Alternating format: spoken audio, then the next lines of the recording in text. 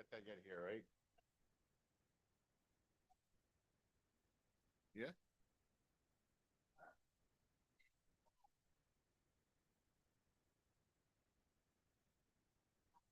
I tend to agree with you on this, based on what I saw.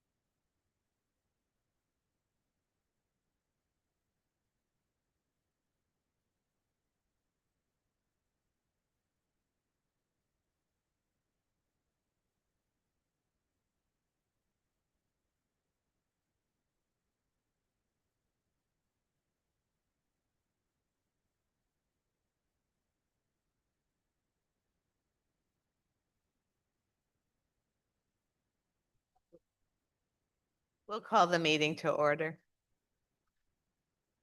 Please join me in a flag salute and pledge of allegiance. I pledge allegiance to the flag of the United States of America and to the republic for which it stands, one nation, under God, indivisible, with liberty and justice for all.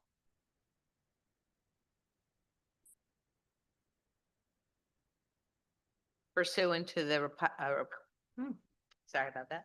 Pursuant to the requirements of the Open Public Meetings Act, advance notice has been given to the Star Ledger, the Record, and the Clerk of the Village of Ridgewood. In addition, notices were posted in the office of the Board Secretary and in all school buildings. Good evening, everyone. And we'll start with Get a roll call. Dr. Pardon? A roll call, sorry. Yes. Mr. Donnie, Here. Miss Sandy, Here. Miss McCallie, Here. Mr. Mahmood, Here. Mr. Brogan, Here. 5 present, 0 absent. So we'll start with, we want to start with the information.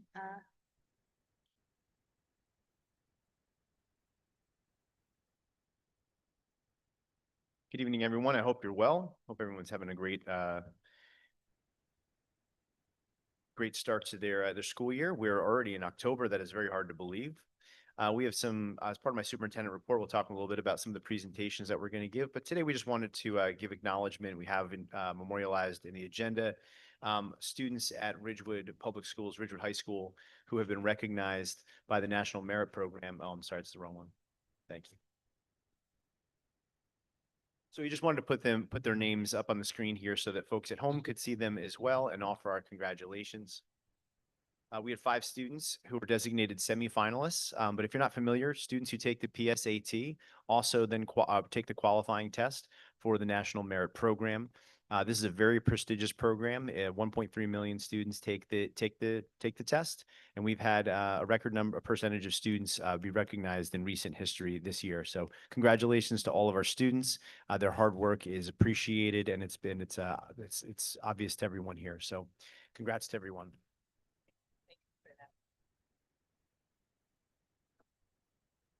And now we'll go to our presentations. We have a recognition of the Ashby Award and Tradition of Excellent winners. Yes, it is my great pleasure to introduce some of our recipients here today. We have with us, first of all, Mr. Michael Yanone. So we give him a round of applause for Mr. Yanone.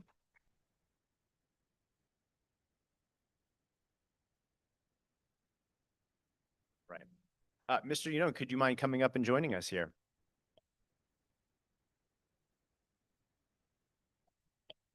Yeah. So Mr. Yanone was honored at the beginning of the school year. We were very blessed to have at our convocation. We had a wonderful award ceremony where we recognized Mr. Yanone, and we recognized the many different comments and praise and accolades that he got in his nomination. Mr. Yanone is a social studies teacher at the high school. He also was recognized for his tremendous service to the REA as the president for, was it 20 years, I believe? The REA? Yeah. Felt like 20, no. Felt like 20 years. 13. 13. Well, it's still quite a few years. So we're very, very grateful for Mr. Yanone for his time and his service and for all that he's done. The Ashby Award is an award that has been with the district for quite some time. It is a very prestigious award. It is really the award, the most prestigious award that we give. There's a robust nomination committee that consists of educators and representatives throughout the district. There's a nomination process that starts with colleagues and peers and parents. And we're very blessed to be able to honor Mr. Yanone here this evening. So Mr. Yanone, thank you so much for being here. And I believe you have a few words that you would want to share. Would you mind? Sure. I mean, first, I just know how lucky I am. So thank you, first off, for this award. I would like to mention a few people. So during my career, who I was fortunate enough and lucky enough to work alongside. And the history teacher in me knows that I'm the product, right, of those that I interact with. And I'm smart enough to know how lucky I was to work in a social studies department for the last 29 years that was just stacked with teachers. It was an Ashby factory, actually. So over my 29 years in that department, I was fortunate enough to work with Helen Eslanides, Jane Blakely, Charlene Dixon, John Donville, Laura Fleming, Maida Kirtane. All previous Ashby winners, all who taught me the value of collegiality, the importance of teaching what I am so fortunate to be able to teach. And it's a bit surreal to be kind of like mentioned in their ranks. When I started in Ridgewood back in 1997, my first day of paid summer orientation was in this building, sitting next to Jeff Nias. Yeah. And through talking with Jeff and through a series of hockey plays, I don't know if you remember this, through a series of hockey plays, he taught me before I ever set foot in a classroom how to connect with kids outside of it. And so I feel like I should mention Jeff. I mean, there was Greg Wu, right? Also my first year trying to just stay afloat. And it was Greg who taught me the proper role of humor, and that humor has a place in the classroom and has a place with colleagues. So I'm grateful and thankful to him. And over the last several years, I mean, it was Laura Grasso, right? Laura Grasso emulates service to others above self like no one I have ever met. Like right now, like as I'm sitting here, she is running a Zoom for REA members about health insurance. So that idea of service above self is something I try to bring in my daily life. So again, I am very lucky to have been able to work with these master teachers. So thank you. And then lastly, I mean, there are mentors and then there are mentors. So it is with great certainty that I can say that I would not be sitting here right now if it was not for Meg Schaefer. It was Meg who taught me how to think across disciplines. When it meant to be a colleague and a friend. Meg was an English teacher. I'm a social studies teacher. That normally does not make sense, but it just made perfect sense in my case. Most importantly, it was in Meg's apartment, my first Friday in Ridgewood, where I met Meredith. And so Meredith is everything, right? A model in compassion, empathy, selflessness. It's evident in that her wisdom and guidance is sought after by many, and I am the luckiest person alive to have her as a constant by my side. I mean, simply put, Ridgewood has enabled me to do what I love with the person I love the most. And it's for that blessing that I am most grateful. So thank you. So again, I just wanted to thank you for this award. I thank you to all my colleagues who thought enough of me to nominate me for this. It is incredibly humbling. And so thank you. Yes, just thank you. And Mr. Yanone, before we go, and we'll give him one last round of applause, I just wanted to read a couple of excerpts that we put together for acknowledging him when we gave him the award this year. But there are a lot of really great commentary from his colleagues. Some of the things that we heard were beyond Mr. Yanone's classroom, he's been an tireless advocate and an invaluable leader. He's been a constant voice of reason, working collaboratively with both staff and administration to find solutions and guide the district through challenging times. He was described as consistently someone who's an ally and a problem solver, someone who's always there providing advice answering questions, and standing up for the rights of countless faculty members. But what truly sets him apart is his character and his genuine care for others. He's described as the epitome of a professional, a person with a strong moral compass and an unwavering ethical standards. He approaches every interaction with a calming presence. He listens deeply and treats everyone, students, parents, and colleagues alike, with the utmost respect. He never seeks credit for his great work and instead humbly gives all credit to others. So many, many very fine things said about Mr. Yuno, and I won't read every single one of them here because I'm sure he's already very comfortable. But thank you so much for coming out. We really, really appreciate it. It's been, and I could say just as an individual level, we've had a chance to work together for a few years in your role, particularly as president of the REA, and I've had just really have so appreciated your collegiality and the ability to work together. So thank you so much. Can you stick around for a minute too? We're going to give you a round of applause, but then we'd love to snap a picture with you if you want to hang out for a few. Baseball game on, but okay. All right, all right. And a round of applause for Mr. Yuno.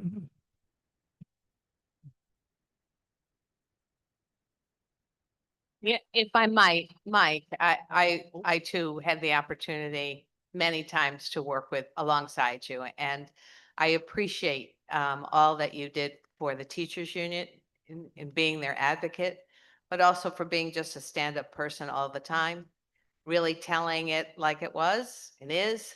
And I will miss all of your great speeches at the various ceremonies throughout the year. 50 minutes of speech, come on to the high school.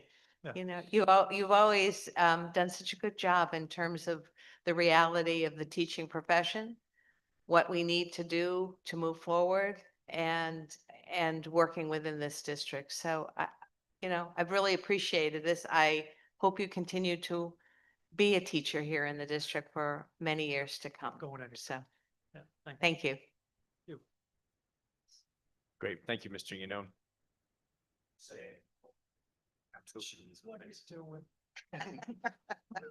I had to say this. So Dr. Suarez, you actually kind of provoked me to say this, and it was something you said about him being humble. So the Ashby Award, when Meredith knew ahead of time, just like I did, and we had to keep it quiet. And, of course, she was like wondering what he was going to wear. So that Sheila, you said he normally wears what he wears now, maybe a jacket for speaking at the, the convocation. So Mike came in his shorts and his Ridgewood sweatshirt, as Mike would. And, but it was something he said when he received the award. And this is who he is. He said, "The wrong Yanone won this award." And that is Michael Yanone, because Meredith is also very, very deserving, and he really emulates the best of Ridgewood High School. So congratulations.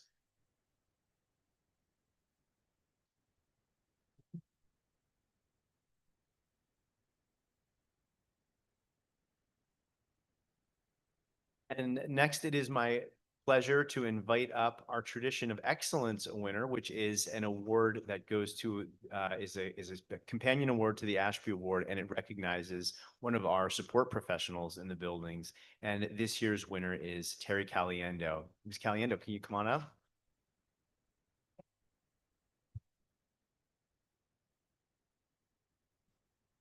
So again, the Tradition of Excellence, Tradition of Excellence Award follows a similar process to the award for the Ashby Award, in that there's nominations. There's a very rigorous screening process. There's a committee, a very confidential committee that goes through and evaluates all the candidates and all the applications and all the nominations.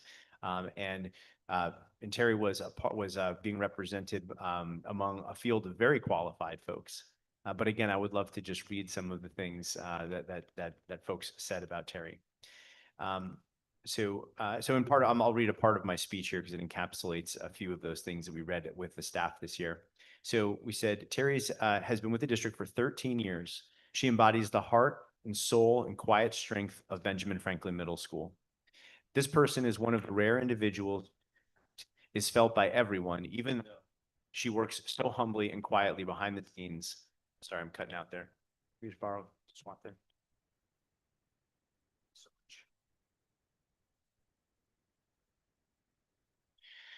But the full extent of what she does can sometimes go unnoticed, but with this person, the school simply will not run the way that it does. So whether it's a student who needs a safe place to land, a staff member trying to figure out Skyward or real time, or a child study team member working through an emotionally charged meeting, Ms. Caliendo is there, steady, calm, compassionate, and extraordinarily capable.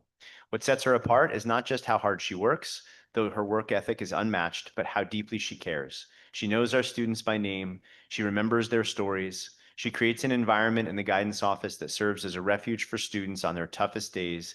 And she does all of this while managing a myriad of complex, sensitive, and confidential tasks with a level of professionalism and precision that is simply exceptional. She's a go-to person with warmth and kindness and a steady presence. And she has genuine compassion for all students and an unwavering sense of respect. So Terry, thank you so much for your service. Congratulations on the award, and we'd love to give you an opportunity to say a few words. I don't have a articulate, beautiful speech, Mr. Yanone, but like do my best. Thank you again. As I said at the convocation, I landed at BF over 20 years ago, and it's been home ever since. And I'd like to give a special thank you to all of my colleagues who wrote in these incredibly kind and humbling words about me. And I'm so proud to share every school day with all of them and all of you. It's a pleasure to work here. Thank you, Ms. again. Caliendo.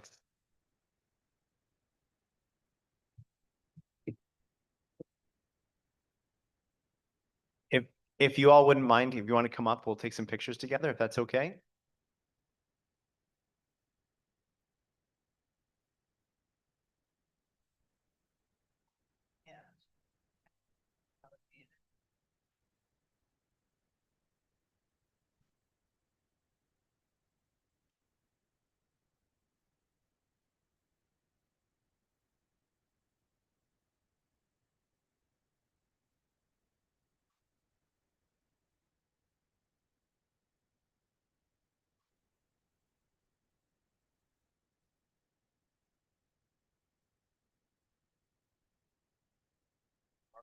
Thank you, there you go. So then, right, because it's not open. Okay.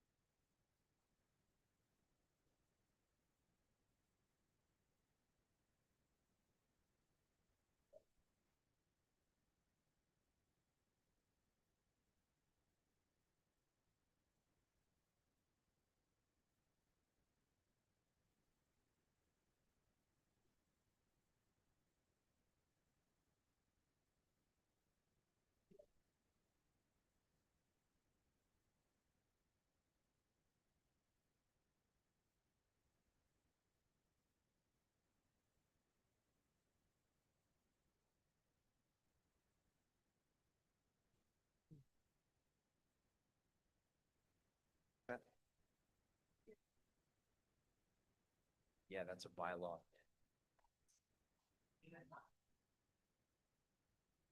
Talk about it later.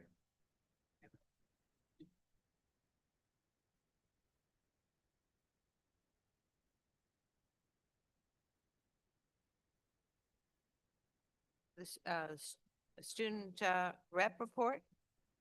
Yeah.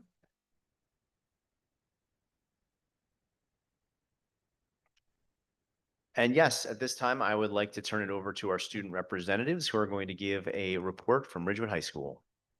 Hi, I'm Violet Batley. I'm a junior at the high school and I'm one of the 4 student representatives. So I'll start off the report tonight. From September 15th to October 15th, the Learning Commons is exploring the cultures of Hispanic Americans through books because it is Hispanic Heritage Month. On Monday, September 22nd, the Princeton Review editor-in-chief, Rob Franick, came to the high school to give a presentation to parents of seniors about building a college list and appealing to admissions officers. On Tuesday, September 23rd, the district was closed for Rosh Hashanah. And on Wednesday, September 24th, was the 12th grade parent meeting at the campus center at the high school. On Monday, September 29th, was the virtual financial aid meeting, also primarily for 12th grade families. And also Monday, the 29th, was the ELISA program, which stands for American History with Integrated Study in the Arts, along with the AP African American Studies, visited the Met during the school day. So it was a nice break from classes and field trip. On Thursday, October 2nd, the school was closed for Yom Kippur. And on Monday, October 13th, school will also be closed. It's a professional development day for teachers, but closed for students for Indigenous Peoples Day. On Wednesday, October 15th, is the 9th grade parent meeting, which is primarily for freshmen, like transitions, and talking about how their children are transitioning into the high school. On Monday, October 20th, school is also closed for Diwali. And the Ridgewood High School Alumni Association announced the 2025 Distinguished Alumni to be honored during homecoming weekend, which will be October 18th. So this honor celebrates alumni who have made significant contributions to society through their individual talents, professional developments, and community service. An example of some people who are going to be honored are Peter Rourke, who is a renowned dog rescue advocate, and Dog is My co-pilot founder. Another example is Kim Smith, who is the founder and CEO of Learner Studio. So Homecoming 2025 is the week of October 13th, with events through the week leading up to the big game on October 17th. And October 17th, the high school would like everybody to show their maroon pride by either wearing the 2025 homecoming shirt, which was being sold, or any other Ridgewood shirt. And lastly, parent honors for 2026 senior yearbooks and Monday, October 20th. And that's for any parent who would like to feature a special message from them to their child. Aro's going to take over with clubs and athletics.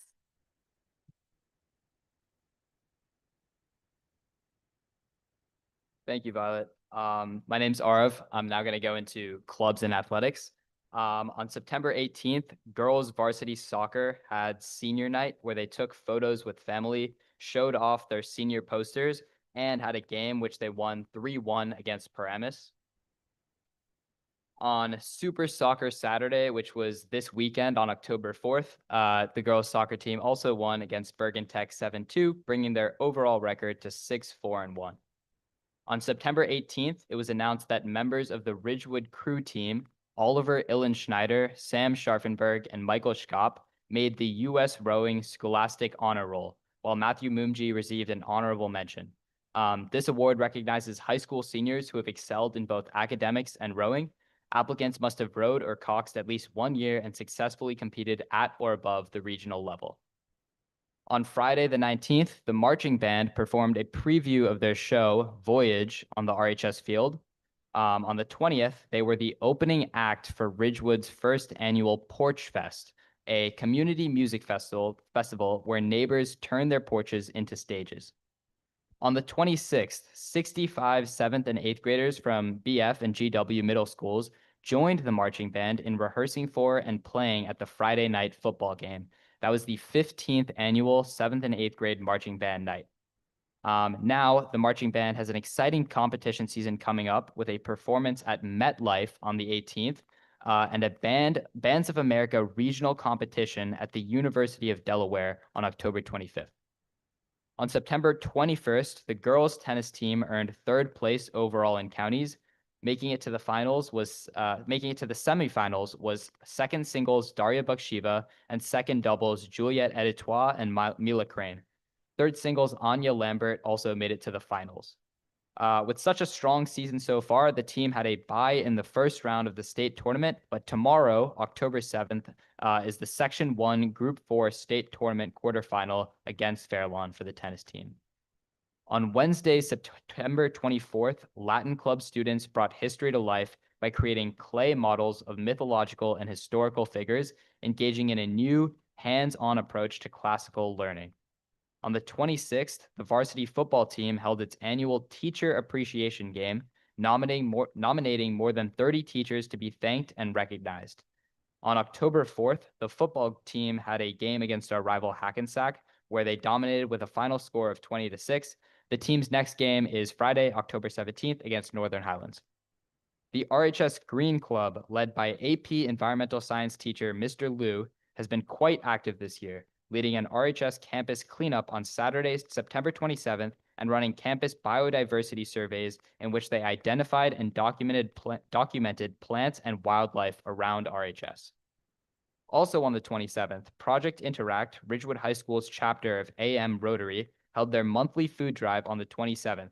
About 20 students took part by sorting food at the high school and collecting donations at Stop and Shop, and proceeds will be donated to the Father English Community Center in Patterson. On the 28th, over 80 Project Interact members joined forces with the American Legion Auxiliary to prepare for the annual Gold Star Family Ceremony in Van Ness Square. The event honors families who have lost loved ones in active duty service, and I actually had the pleasure of attending the event, helping with setup and representing Ridgewood High School students. On September 30th, students launched the Asian Festival season with their first meeting to organize the annual potluck, which will be held tomorrow. The last boys varsity soccer game was on October 4th against Bergen Tech. They won 3-0 and now stand with a 5-3 record, and their next game is this Wednesday against Hackensack. Throughout last week, the American Sign Language Club hosted a Chalk the Walk for deaf awareness. They covered sidewalks with vibrant ASL signs, inspiring quotes, and powerful reminders about accessibility and inclusion. And last but certainly not least, on October 7th, which is tomorrow, Varsity Cheer is hosting its No Cook Night fundraiser at Tito's Burritos from 5 to 9 p.m. So it's a great chance to grab dinner and support the team. Thank you. Yeah. I just want to build off what Dr. Schwartz said earlier about the National Merit Scholarships and highlight that Grace, Arav, and Ryan were all commended students for that. So congratulations to that.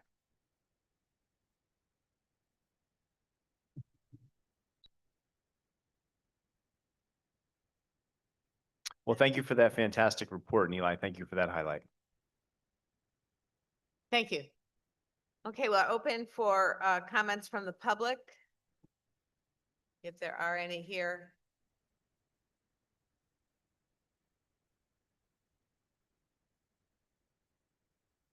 If you could just state your name and your municipality, and if you could keep your comments to 4 minutes or less, that'd be Yes. great. No Thank you. problem. Good evening. My name is Emily Cathcart. My family's in the Willard District, and my daughter attends the RISE program at Ridge Elementary. I'm here tonight to express, can you hear okay? Thank you. I'm here tonight to express some parent concerns regarding staffing at the Ridge RISE program. Specifically, the class sizes in the program, a lot of the parents and I think staff feel are far too large. So I would respectfully ask that the board considering hiring another teacher. On a personal note, it pains me to ask this because I just adore our daughter's teacher, and I realize if another teacher is hired, there's of course a risk that our child could be transferred to another class. That said, I think addressing these large class sizes is still the right thing to do because it would allow the RISE program to be what it's supposed to be for my daughter and her peers. So the Ridgewood website, it describes RISE as a comprehensive ABA program that provides highly structured, systematic, and individualized programming for students. That language also appears in my daughter's IEP, and I'm sure other students' IEPs as well. And that really sums up the purpose of the RISE program. Our children are placed in the program because the districts determined that the least restrictive environment available to them still requires them to be in a small, highly structured, one-on-one controlled environment. So at Ridge, there's currently 3 RISE teachers, each with their own class. My daughter's class has 8 students, and I believe the other 2 classes have 9 students. Now, for a general education neurotypical class, that might seem small, but for these students, that's pretty unwieldy for what's supposed to be a small, again, highly structured, systematic classroom. I understand, if I understand it correctly, the way the program is coded by regulation, the class size could be like 9 to 12. But in reality, these classes are ABA classes composed largely, if not entirely, of autistic children. And the regulations governing those types of classes cap class sizes at, I think, 6 or 8, if I'm not mistaken. So why are these large class sizes a problem? Well, first, the large size lends itself to a chaotic classroom, which prevents teachers and students from focusing on, again, that highly structured, systematic, individualized programming they're supposed to be getting. I understand the stimulation from having 8 children in my daughter's class can be overwhelming at times. One child gets dysregulated or frustrated, it can kind of trigger an effect, and multiple others get upset, and it's chaotic quickly. I know from personal experience, so I have the one daughter who's autistic and a younger daughter as well. And if the younger one gets upset, hurts herself or throws a tantrum or what have you, depending on the day, my older daughter might just lose it really quickly just because of her sensitivities or how she's feeling that day, whatever. And that's, with her own sister in her own home where she feels the most comfortable place she has in the world. So I can't imagine how crazy it would be being in a class with 7 other children who all have various sensitivities and vocal stems, communication abilities, energy levels, etc. Second, having a large class size leaves no wiggle room if there's a student who comes into the district from out of district and then needs to attend the RISE program at Ridgewood. In which case, as I understand it, you would just have to accommodate that student, and in the RISE program, then their aide, therefore absorbing 2 additional students into the RISE classroom, further exacerbating the problem. Third, I think our teachers just need more support. Because of the high needs of our children, these RISE teachers are so much more than teachers to our families. They're partners with us in addressing behavioral and emotional issues. They, I know from personal experience, can complete pages and pages of forms every time our child goes to a new doctor or even just needs a refill on a prescription that they're already getting. They help us brainstorm how we can improve our child's sleep or their eating or their attitude so the child can access their school programming better when they're at school. Now, I'm not speaking for every parent, of course, but the parents that I've spoken to all adore their children's teachers. So we just want to make sure that we're supporting them right now because they're so important to our children and families. And I think they sense they're drinking from a bit of a fire hose. Is that my getting clocked off? All right, I'll wrap up really quickly. Just by placing our students in the RISE program, the districts agreed to provide that one-on-one small group learning environment to help our kiddos thrive. And I think that the RISE program is something to be so proud of in this district, and I'm so excited to be here and proud of the program. So I would just ask the board to invest in it so that we can do right by our kids, make sure that the support staff and the teachers have the support that they need. Thank you.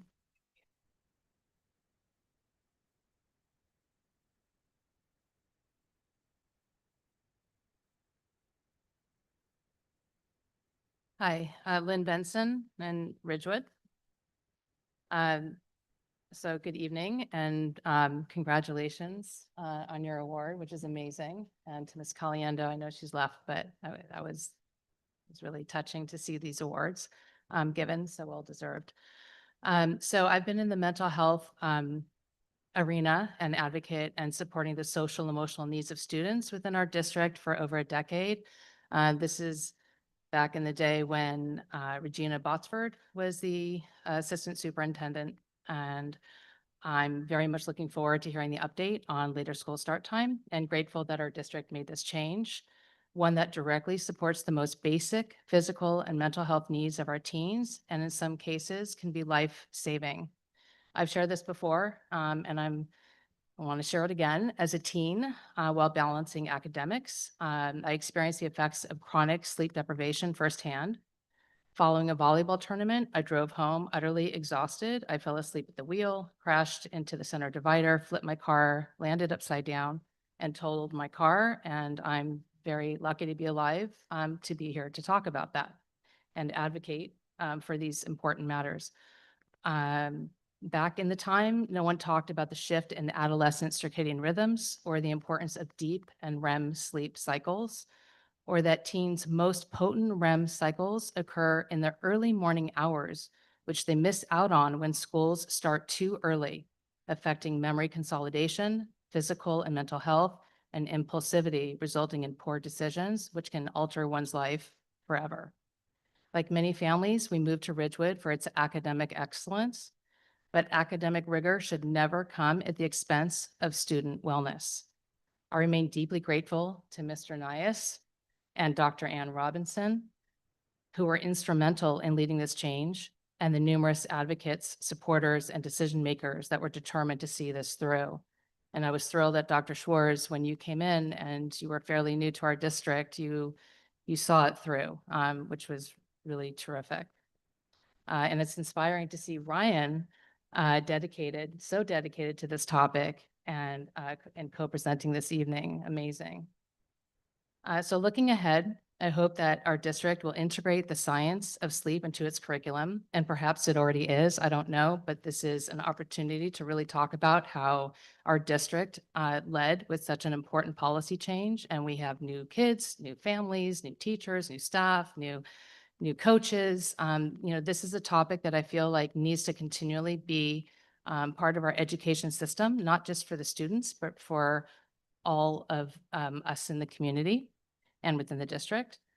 And also I feel it's very important to provide an explanation on our website as to why we made this crucial change. And with respect to social, emotional, and mental health resources, supports, and teachings that do exist, I feel strongly that our district and our village, for that matter, could be doing a better job with making this information much more visible, prominent, and accessible on its website. This is something I will continue to circle back on. And just thank you, Dr. Schwartz, to your team, and to the board for all your efforts and dedication to our students and to our community. Thank you.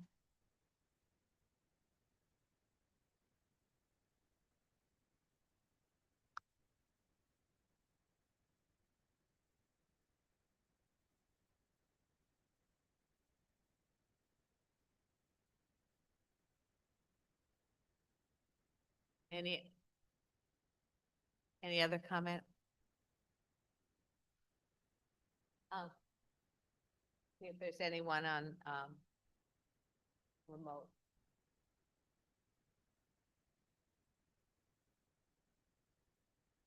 Okay, not seeing any. I'll close public comment, and Dr. Schwartz will go to our presentation on late start. Oh, goodness. Yes, and if I could, Late night. and if I may, just wanted to acknowledge just a couple of our speakers real fast, if you don't mind, Ms. Brogan. For starters, want to thank Mrs. Cathcart. Thank you so much for joining us. I did hear you on those concerns. We will review those concerns after this meeting, and we'll review the class sizes and visit the classrooms as well to just look in on your concerns. So thank you for raising them with us here today. And Ms. Benson, thank you so much for joining us. Thank you for your advocacy for mental health and just your investment in the community. It's been a pleasure to work on a few initiatives with you. It's been my pleasure to support and follow through with the in providing support for later start. I was not here for that initial conversation. In fact, actually, the board voted in support of that initiative without me. So kudos to the board for all that effort. And I want to say kudos to Mr. Nias here, who really took up a charge of really thinking, first of all, moving forward with trying this initiative out, but also being thinking very critically and working with Ryan here to really develop a really thoughtful data picture of what we can see about the impact from later start. The science is so strong, saying that if schools start later, that kids sleep more. But being that it's not so common in New Jersey, we're kind of a fun test case in that respect. And I know that some concerns that folks had when I came in were that there might be a loss of instructional time, or there might not be enough time for athletics. And so when we did this analysis, it was important that we kind of show as much as we can. But generally speaking, approaching the topic, my attitude has been, well, listen, if the science is so strong, and even if the data is neutral, then it makes sense to continue, right? Because it's going to support kids having more sleep. So I think we see, so I don't want to spoil the information you're going to share, but Mr. Nias and Ryan here are going to give us a little presentation that they worked on to give us a picture, an insight as to what the trends have been over the last several years, and especially the last 2 years since we've done later start. So without further ado, Mr. Nias, do you want to introduce the presentation? Yes. Well, thank you for that introduction, Dr. Swears, and thank you all for being here. I'm very proud of the work we've done, and I say we because it wasn't just me. You know, there are many people here tonight, including Ann Robinson, who's sitting behind me, Ann Burton Walsh, who's here from the Women's League of Voters, Lynn Benson, who you heard speak, and many more, and especially the board I'd like to thank for being here. So thank you so much for supporting this. And one last thank you for helping me put this beautiful presentation together, is Christine Corliss. Ryan and I had the ideas and the work, but she made it look this very pretty, like as it is. So thank you, Christine. And you'll see, because she's very talented. With that being said, I'm going to go ahead and just introduce Ryan here. It's funny how Ryan and I got acquainted, because I didn't know Ryan, even doing all of this work with Ann for 13, 14 years. And Ryan was a sophomore at the time.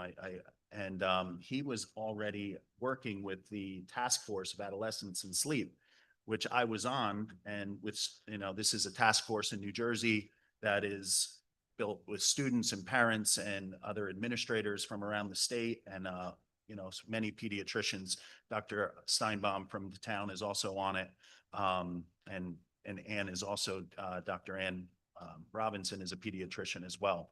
But what I found out was that Ryan is also an author. And Ryan was a published author in Psychology Today. And I said, how do I not know this student who's at the high school? So I quickly looked Ryan up and started talking to him, and you'll see why I brought him aboard today. He's a very intelligent young man, and did a lot of work with this later start. So I'm going to let him talk for a couple minutes. Yeah, thank you for the super nice introduction, Mr. Nice. Just to give a little bit more about myself, I became interested in sleep in my freshman year, and since then I've dove super deep into the sleep world. I've been fortunate enough to, as Mr. Nice said, published in Psychology Today twice. This is an excerpt of my second article. Also, Mr. Nice mentioned I've worked with the New Jersey American Academy of Pediatrics, and I'm on their sleep task force for later start time. I've also been able to create my own nonprofit to educate adolescents on sleep and its importance and benefits. And I'm just super grateful to be here today to present on later start and Ridgewood High School's experience on it. So thank you. Thank you, Ryan. So just to talk a little bit about the objectives for this presentation, I'm going to do a few slides about how we got here. And then we're going to address some of the counter concerns, the concerns that people were worried about, community members. It took us a long time to get this off the ground, but some of those were, of course, busing costs, student sleep times, and what that would do to instruction at school, impact on athletics, and the impact of overall like tardiness and absences. So I'll be sharing those results with you tonight. And Ryan has some actually anecdotal student data that he'll share. So Ann and I, when we started working on this back in, I think around 2010, the Race to Nowhere came out. And I don't know if you remember that. That was Vicki Abley's video. We had her come to Ridgewood High School, and shortly after, she did a book called Beyond Measure, which we are actually featured in. And we talked a lot about, well, my next slide is about homework, but that's what that concentrates on. But the American Academy of Pediatrics helped Ann and I in 2014 because they came out with a very profound statement saying that students of the age of 13 to 18 need 8 to 10 hours of sleep every night. And more importantly, schools should start 8:30 or later. So that was a real impetus of us getting this done and pushing forward. And we started with what you'll see again is the 24-hour day. But what we were finding at Ridgewood High School and many other high schools around New Jersey is that homework was, you know, I was director of guidance for many years. So a lot of the issues that came across my desk were kids are spending too much time at night at homework and they're up late. The National Education of Association came out with this slide, and it's pretty, I mean, if we stick to this, I think it's pretty good. Basically 10 minutes per grade level. So if you look 3 through 6, you know, a third grader should have 30 minutes or less, you know, fourth grader, 40 minutes, 50 minutes, you get the picture. So a high school senior should have up to 2 hours a night homework on average. Looking over these guys over there, and you're saying, Mr. Nyes, what do you think, Grace?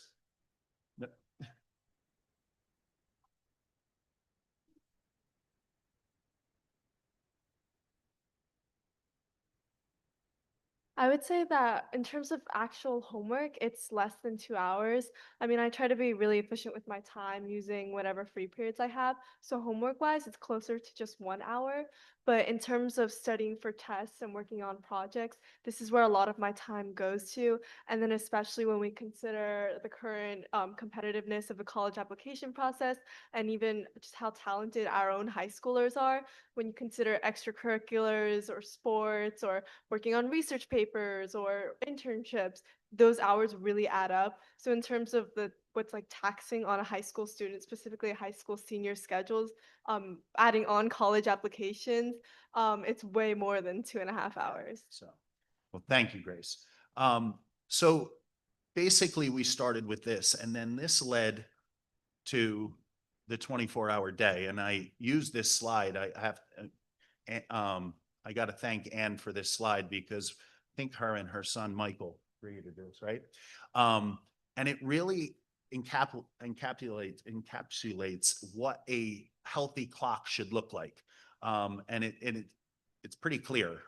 If students are getting to bed around 11 o'clock at night and they're getting up between 7:30 and 8 o'clock, they will get that 8 hours of sleep or a little bit more. And then, you know, our school day doesn't change. You know, that's going to run between our 8:20 start time. This says 8:30 because we were going with the actual time that was recommended by the American Academy of Pediatrics. It goes to 3:30, and 80% of our students at the high school are doing a sport or multiple sports or an activity, which keeps them from 3:30 to 6:30. And then you can see that, you know, there's that transition time, and then there's the dinner time, the family dinner time. And I always like to say that students should have PDF, playtime, downtime, family time. And that is that time in between 7 and 10 o'clock, you know, and also that homework time. So this really is the healthy clock. And again, something that was always said to me is, well, if you give them more time, you know, then they're going to just stay up later. But it's not our job as a school to tell a child when to go to bed, but it is our job as a school to actually provide a clock or provide a structure in which kids can get that 8 to 10 hours of sleep. I mean, that was just my thought. So moving forward, we are going to look at the pre and post later start numbers. And we're going to start with Ryan here because this was his little part of our presentation. He did a real nice job with getting some information from students. Yeah, so going to my survey last year, I was able to give a survey out to juniors and seniors at the time about their experience with Later Start, because those are the students who were able to experience high school before Later Start was implemented and after, because the younger grades had pre-Later Start in middle school. So those are the two grades we were focusing on. We had around about 116 students who responded. So it's not the larger sample, but it does give a little insight into students' perspectives and how their, I guess, sleep and wake time changed from Later Start. So for the first question, I think it's pretty obvious how students feel about Later Start, but a large majority of them were satisfied or very satisfied about it. I know my fellow high schoolers here can agree with me that why wouldn't anyone not want more sleep? So I'm not too surprised about these results, but looking into other questions, one of the questions I asked was, what is your wake time prior to Later Start? And a large majority, around 80%, woke up from 6:30 to 7 o'clock. So that's just a large 80% majority. And you could see that around 15% woke up before 6:30, 10% woke up around 7:30, and a really small majority, around 2% woke up after 7:30. But when we look at the later start time wake up on the right side here, there's basically a 30-minute shift. The 80% shifted 30 minutes later, and the majority of students are now waking up at 7 and 7:30. And that 1.7% changed to 16.4%. So a large majority of students are waking up later, 30 minutes later, and you could see an actual shift in that 30 minutes and that all the numbers are changing right there. So that's great. We get to see that students are sleeping 30 minutes, waking up 30 minutes later, but looking at their sleep, a large majority, another 80% around, went to sleep around 11 o'clock or after 11 o'clock, and around 15% went to sleep at 10:30 and 10 o'clock. And when we look at their sleep time on the right side again, post later start, it's pretty similar. A little bit went up, but it's around 80% are still going to sleep around the same time, 11 o'clock, after 11 o'clock. And that's a great thing. Students are waking up a little later. They're going to sleep around the same time. And as a teenager, as was mentioned before, we want to go to sleep later. That's our biological clock. So that's something that's in alignment. It's going to get us good quality sleep, and we're still able to wake up later. So this is just in alignment with what our body wants and what our body needs. So this is just great to see. I also asked if any of the students who took the survey had any anecdotal information or kind of like open-ended questions they wanted to add on. So that was optional. And 40% of those comments were about how they liked later start and improve their quality of life, and it has been only positive for them. But as all things, there were some critiques on it. So 21% of the comments talked about how later start means they couldn't get a ride from their parents, or so now they have to walk to school, or that they're late to sports practice. So although it's been relatively positive, there were some critiques to look at and to consider. Thank you, Ryan. So busing was also a main component in terms of things that there were many community members concerned about. And what we found between 22 and 23, which is the year before late start, the cost of the high school bus schedule, we have 7 buses, as you can see. It's for the route for the year was around $55,000. For the year that we started late start, which was 23, 24, it only went up 0.91%. So it went up to 56,000. So that was normal cost, an increase. It actually went up a little bit more the next year. But again, that wasn't because of late start. That was just, regular cost structures moving higher. And this was a decreased instructional time. I'm just going to go through a few things that we looked at. We do this on our school profile each year. So I just wanted to show you the years I'm looking at are the years of 23, 24, and 25. And this goes on every one of our school profiles. It kind of helps define the class. As you can see, there isn't a drastic change in the number of, this is weighted GPA between a 4.0 and a 4.6. In class, in 2022, there was a significant change. And again, that maybe coming off of COVID, I was thinking about this and getting back into school. There were a little more grade inflation, if you will. I mean, I'm just assumptions. But you can see there hasn't been, there's not much change. This you will see a positive change if you between AP scores as the average rose significantly over the course of between 2021 and 2025. In fact, the AP score results 3 or higher, rose again. Later start was started 23, if you will. In the last 2 years, 2024 and 2025, it's risen each year. And this one's even a little more clear. The number of exams have actually gone up significantly between 24 and 25, almost by 250 exams. And yet the AP students with scores 3+, if you look, it's 550 students out of 573 had 3 or higher. So that's a really great number. So again, this, as Dr. Swartz said earlier, this might show a slightly higher trend, but it's certainly not making our scores go down, right? And here's some SAT scores, starting with English. You know, again, the last few years, from 2019 to 2025, very consistent for RHS. And, you know, you have the New Jersey and the national scores there. And you can see in the math scores, we did dip a little bit. You can see in 2023, it was 645, 633, and then last year it was around 629.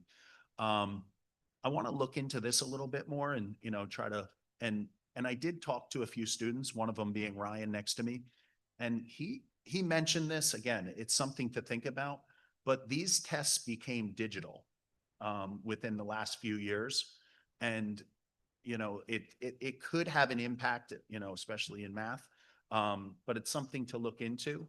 And Ryan was saying something. Go ahead, Ryan, you can. Yeah, I was mentioning to Mr. Nice, I thought these were really kind of interesting numbers, and I was talking about how maybe it's attributed to the SAT going digital. I mean, I can't say for sure. I mean, personally, I switched to the ACT because they offered it on paper. I really do not like looking at a screen for too long, but I just thought it was something interesting to look into, as Mr. Nice mentioned, since there was a switch in being from paper to digital. And then this is something actually, in talking to some parents in the community, I don't know if I would have looked at this, but it was an interesting trend to look at because there was a lot of talk about athletics starting later, and the day being moved back and kids being tired. Well, one of the effects of sleep, especially if you're getting enough sleep, is, your performance is, going to be better, better in academics, better in your ability to, interact and play sports. You can see the division and county titles are fairly, they vary a little bit. The one thing in terms of sectional titles, those are state titles. So from 21 and 22, we doubled in sectional titles again, will this change over next year? Maybe, but it's just something interesting to look at. And, it certainly, again, didn't go down. If anything, our students are performing at a very high level on the, field, court, rink. All right. And then the COY, if any kid, that's his coaches of the year. So that's something to be noted. So I just threw that up there. So that's very impressive too. So the teachers are getting more sleep and coaches. All right. And then finally, tardies and absences. Now, at the high school, what you may or may not know, we take attendance by period. So it's very difficult. It's not like taken in homeroom and then, measured for the rest of the day. So to be fair, I looked at that and it's very hard to determine if anything, there's been no change in total absences, but the tardies, and now this is first period tardies. So when kids get to school in the morning, there is, I don't know if I don't know if I can move this, but I don't know. In the 2024 is getting cut off a little bit, but if you look at 2023, it's 8,602. Thank you. Tardies, for that first period. That's the first period in the morning. And that's the year before we went to late start. 2024, it went down slightly. And then in 2025, it went down pretty significant. So I'd like to keep watching that. That was one of the things we noticed. And if you look at the little outlier in 2020, that is, we left school in March of 2020 for COVID. So that's probably would have been closer to that 8,000 mark. Excuse me? Is this calendar year or school year? That's the school year. So when we refer 2025 school year, that ended or that's? Yes, that was last year, 24, 25. Okay. Yep. And then just some key takeaways. Some of these we mentioned, but I think it's, we're going to continue to monitor these concerns. And just, we did, and Christine reminded me of this. We did so many amazing, we got a lot of great publicity from this, from all the major networks. But the things that you may not know is I've been contacted by many schools across the state of New Jersey. Ann and I are going to be presenting soon in Roxbury and to their Board of Ed, and they want to know how we did it, what we did. Last year, I got calls from 2 schools asking me to talk to their class about it because they were doing studies about it. So it's something that's been very good for our district in terms of publicity. 2 states are already doing it, Florida and California. And the other states that I have listed up here, when I say already doing it, they're starting 8:30 or later. Every school in California and every school in Florida. And the schools that are from Connecticut, Maine, Massachusetts, New Jersey, New Mexico, New York, Oregon, and Texas, it's all in legislation similar to in New Jersey. So it hasn't been passed yet for us to start after 8:30, but it is still in legislation. And as you can see, there's been minimal impact, in terms of the things we looked at. And another thing that I just want to mention, the high school has become safer because of it. And that I know, because there's a staggered start with staff and students. And our parking lot, when students and parents and teachers were arriving at the same time, you're talking about 1,800 students and you're talking about 150 staff members coming into the same place at the same time. With the staggered start, the traffic patterns have been helpful, and they do get in, and there's less disruption in our parking lot. That is true. I mean, I've heard it from the teachers, but I also witnessed it. So that's been a positive. And I just want to thank you all for listening, and thank you, Ryan, for being a part of this. You did a great job tonight. All right. And take questions if anybody has any. Yes, of course.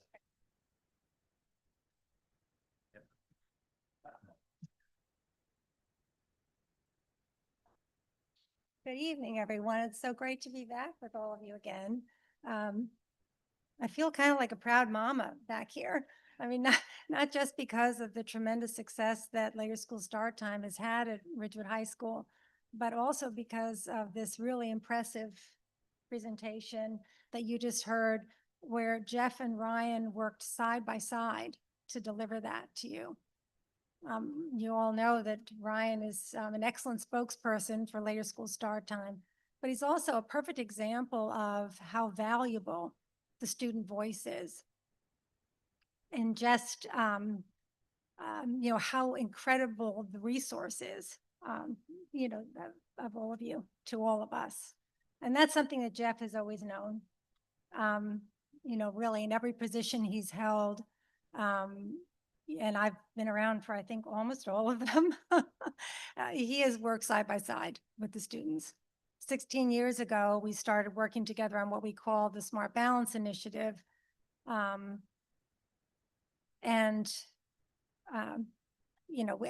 that time, the very first thing you did was to establish that Principals Advisory Board. And this was a chance for the students to come and meet with Jeff. Anyone was invited. Some came for just a meeting or two, others came to every single one. But the fact is that every successful initiative that came out of Smart Balance was inspired by and guided by the students. Some of the initiatives took just days to implement, like getting rid of 715 detentions. Hopefully nobody even remembers that those existed. Other things took weeks or months, like homework-free breaks, the blackout weeks in the summer when families can plan time together. But later school start time took years. And, we had a great team working with us, but sometimes they got frustrated. And I remember a meeting with our former principal where one of our team members said, "You do realize that in the time that Jeff and Ann have been working on later school start time, Ann's kids have all graduated from RHS. They've all graduated from college. And at this rate, she's going to be a grandmother before she ever sees this come to fruition." And we all laughed. I laughed. But the fact is, sure enough, I became a grandmother a couple years before it was implemented. And last week, my third grandson was born. But the fun thing about being a grandparent is you get to watch Sesame Street again. And one of the things they're doing that I love is where Elmo asks the children, what do we do when we have a problem to solve? And he says, first we say, I wonder. And then we say, what if? And then we say, let's try. We have to do this. Well, in the genius of Sesame Street, they have just given children a formula that they're going to use for the rest of their lives. I find myself using it all the time. You know, my husband and I look at each other and just say, let's try. But seriously, it's a formula that every school, every organization, every business should be using. Because as adults, we are pretty good maybe at saying, I wonder, and maybe even what if, but we stall at let's try. You know, we let doubt and fear and it's never going to work. What are all the things that could go wrong, you know, get in the way. But young people are much better at it. In May, you heard a really outstanding presentation on AI by the Principals Advisory Board. And I love that both Ms. McCallie and Ms. Brogan said they have no fear of AI. And there it is in a nutshell. They have no fear of saying, let's try. And they said some of their teachers were also saying, let's try. They also said we have to stay educated as it continues to evolve, as we know it will.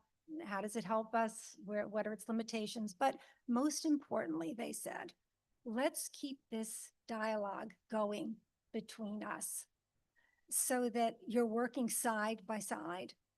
And the students are not just weighing in on policy, they're helping to create it. And they're not just involved in the process of their own education, they're invested in it. And that right there is at the central core of the Smart Balance Initiative. And as you can see, it can only lead to great things. So in conclusion, I just want to say I'm so proud that Ridgewood High School is one of the schools that said, let's try in New Jersey. And I hope that tonight you're all feeling really proud of that too. Thanks. Thank you. Yeah.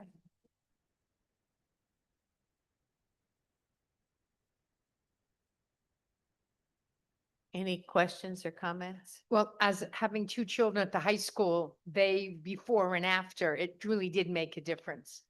They weren't getting up before 6 because we are bused, and they would have to leave even earlier. And then after sports, get home even later.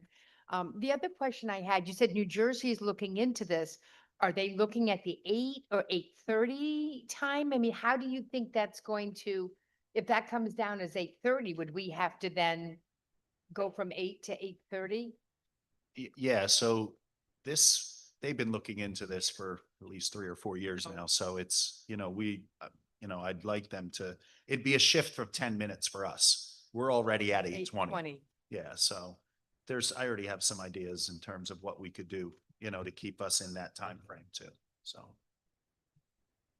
Mr. Nice, what time did the buses arrive before this change and what time do they arrive after this change? So they arrived before this change, they were arriving around 7:20, 7:25. And then after they arrived between 8 and 8:10 at the high school. So the start time is 8:20 and they arrive between 8 and 8:10. So Yes. between 10 to 20 minutes before the start time of the school. About 10 minutes. About yeah, 10 minutes at the before the latest. start. Yeah, I've monitored them and have been outside. Some of them come around 7, you know, I should say 7:55, 7 and 8:10. So, but a lot of, like, again, the latest time I've seen them come in is around 8:10. Thank you. And it's seven buses, so. Thank you. I just, I want to thank you, all of you. Are you on your mic? Is your mic? Is my mic? Wow, you can't hear me? That's very unusual. Can you hear me now? As they say. Okay. Air conditioning is live. So I just wanted to say thank you. This initiative is something that I was always supportive of, but it happened before I got here. But I just wanted to thank, you know, I'm speechless after Ann's speech. I always learn from you, Dr. Robinson. And you taught me also, you said tonight your theme was listen to the students. And that was something you said years ago. maybe at your first granddaughter or your first grandchild, something like that. But, and it's something that I've always remembered. And Jeff, it's always something that I've seen you do. And you're shepherding this for years before I even knew you. And I feel like I've known you a long time now. You know, that's what we teach our kids, right? Grit, persistence, you keep going, you adapt. And so I just think that there are so many lessons here, not just for our students, but for the adults in the room. And finally, Ryan, I've never met you before, but you are incredibly impressive, as many of our RHS students are. But I want to thank you for taking this of your own initiative and for doing the work and for being an example, to your peers and again, to the adults in the room. So many great things ahead of you, I'm sure. Thank you all. Really, it was a fantastic presentation. Thank you. Do you have anything? Thank you. So, great job. I was on this journey with you for a long time. And I was a skeptic in the beginning. I'd say maybe about 12, 13 years ago when the topic started happening. And then I saw the changes with the smart balance. And what really sort of helped me to understand better is the reaction I heard from students when you had 2 late start mornings a month, right? And the feedback from the students were, we got to sleep later. It was great. And then when teachers began to say that their students were more engaged when they had come in, and I was like, oh, there might be something to this. And then I started listening to the webinars that you all sent me, and thank you for that. And, and then it became, yes, Ridgewood has to do this. So, so thank you for this, and thank you for the information, because these were the questions that were asked 2 years ago at the board table, about the transportation. I think the quote was like going to be $500,000 more. And it's like, I don't know if that could possibly be right.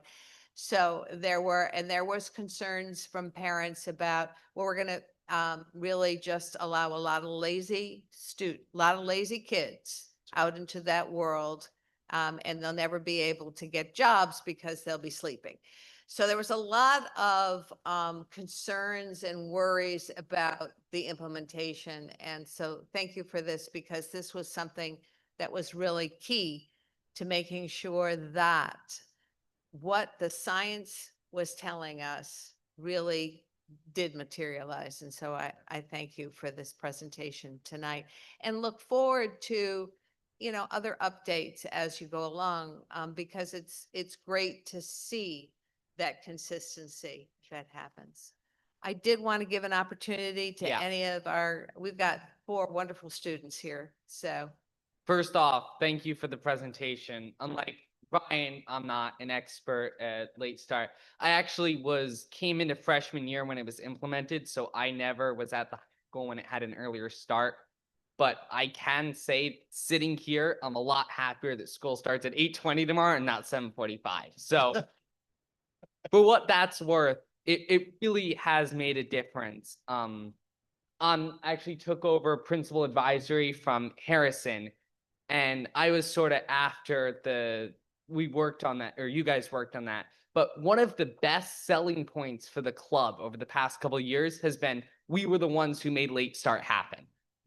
Like at the club fair, we'll say that and kids go, wow, that really helped me. I want to go, I want to make those changes. So it really has made a difference in the school. It's really helped students. And going to your point, there's a lot of things that we're going to keep working on this year, stuff we might bring to the board, stuff we'll be working on at the high school throughout the district. Mr. Nice has been so supportive of student voices, of student action, what we're trying to do to make the school better. He's always there to listen. It's really great. This is such a great program, and we want to do a lot of other things to make the district better. So thank you.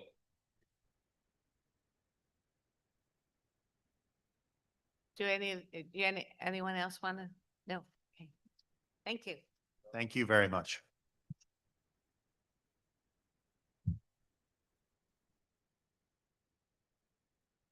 Thank you, Anne. All right, Dr. Schwartz, would you like to do your superintendent report? And we will also look at the 25-26 district goals. So much of my report is going to be in the goals because it's such a point of focus right now. But a couple of things I would just throw out there for orders of business. First of all, I want to thank everybody in the community, anyone who's listening or listening to the recording, who attended back to school nights. We greatly appreciate everyone's time out of their day. I know that that can be an imposition, but I'm grateful for the community and how much they value getting to know their teachers and administrators, because we had tremendous attendance at all of our back to school nights. And it was a pleasure for me. I had a chance to speak with parent groups. We spoke about expectations in school. We spoke about, I emphasized for parents, depending, the message was a little different each night, but the themes were really building a strong relationship with teachers, getting to know what the students are going to be learning that year, and then being able to engage with students and support them over the course of the year. I did talk about a little bit about our conversations around technology and social media and some of the conclusions that we're drawing around certain social media platforms, particularly Snapchat, being very problematic and being associated with a lot of really poor behavior and poor choices from students. But we talked just about just being involved and understanding what kids are engaging in, and that conversations and concerns around smartphones are not just limited simply to smartphones. They're really about internet connected devices, and about managing those devices well. So I called the parents to just be attentive, especially the parents of younger students, as they're just first getting exposed to those kinds of things. I want to remind everybody that we have superintendent coffee next week. It's on October 16th, so it's a little early this week because of a couple conferences going on the next week. So a lot of our team is going to be away. So if you want to join us, though, we'd love to have you on October 16th. This will be an evening. We did get some requests for a morning meeting, so we haven't actually committed to one of those yet, but we're going to put some of those. We'll put some opportunities like that together, because some folks are not available in the evening, but more available during the day. Vision 2030, we said I would do a report on that each time around. So that's really going to be in my district goal report, because that was a big point of focus there, is making sure that this is effectively year one of the implementation of our Vision 2030 plan. I would share that we're, in addition to the many things that are going on with the start of a new school year and many great initiatives, we also have a CUSAC visit this year. So for those of you who've been on the board for a little while, you probably remember that CUSAC stands for the Quality Single Accountability Continuum, which is a New Jersey Department of Education compliance exercise. So effectively, we have all these regulations from the Department of Education. Generally speaking, the Department of Education does not really run the schools. The Board of Education is the governing body for the schools. So their key accountability system is to have these visits where they come in and they have a checklist of items. The process involves us self-scoring against a rubric system that they have. So again, those board members who've been here, you've seen that before. So we'll be self-scoring. There's a variety of different areas. There's instruction and programs, there's facilities, there's finance, there's governance and personnel. And so we'll be demonstrating our compliance in those various ways. It is a rather rigorous and comprehensive checklist. So it's rare to be rated at 100% in any category, although it does happen from time to time. We have to get an 80 to have a passing grade. If we don't get our 80, then we have to do a corrective action plan and show how we're going to fix our whatever systems are not meeting expectations. So we'll self-score that. We'll ask you as a board to approve it at the next meeting. That'll be our self-scoring that you'll be approving. And then once we have a resolution where you're approving our self-scoring, we will submit that to the Department of Education, and then we'll move forward from there. The CUSAC visit will happen over the course of the year. So when we have a couple presentations for those who are interested, we had intended to do a presentation on the New Jersey Student Learning Assessment results. We wanted to try some different analyses and explore some concepts, and we just really weren't able to get quite there with all the commotion at the start of the school year. So we have a 60-day timeline to do that presentation. So October 27th puts us well in that timeline. So we'll go ahead and give that presentation at that point in time. We'll also have a student safety data system presentation, which is a presentation on incidents, some student conduct incidents in the schools. We do that. You probably know we do that twice a year. So we'll be reporting on the full year last year in this report. All right, and I'll go ahead and get started on, if you're ready, I'll get started on the district goal conversation. All right, so let me. I'm gonna need the presentation plugin.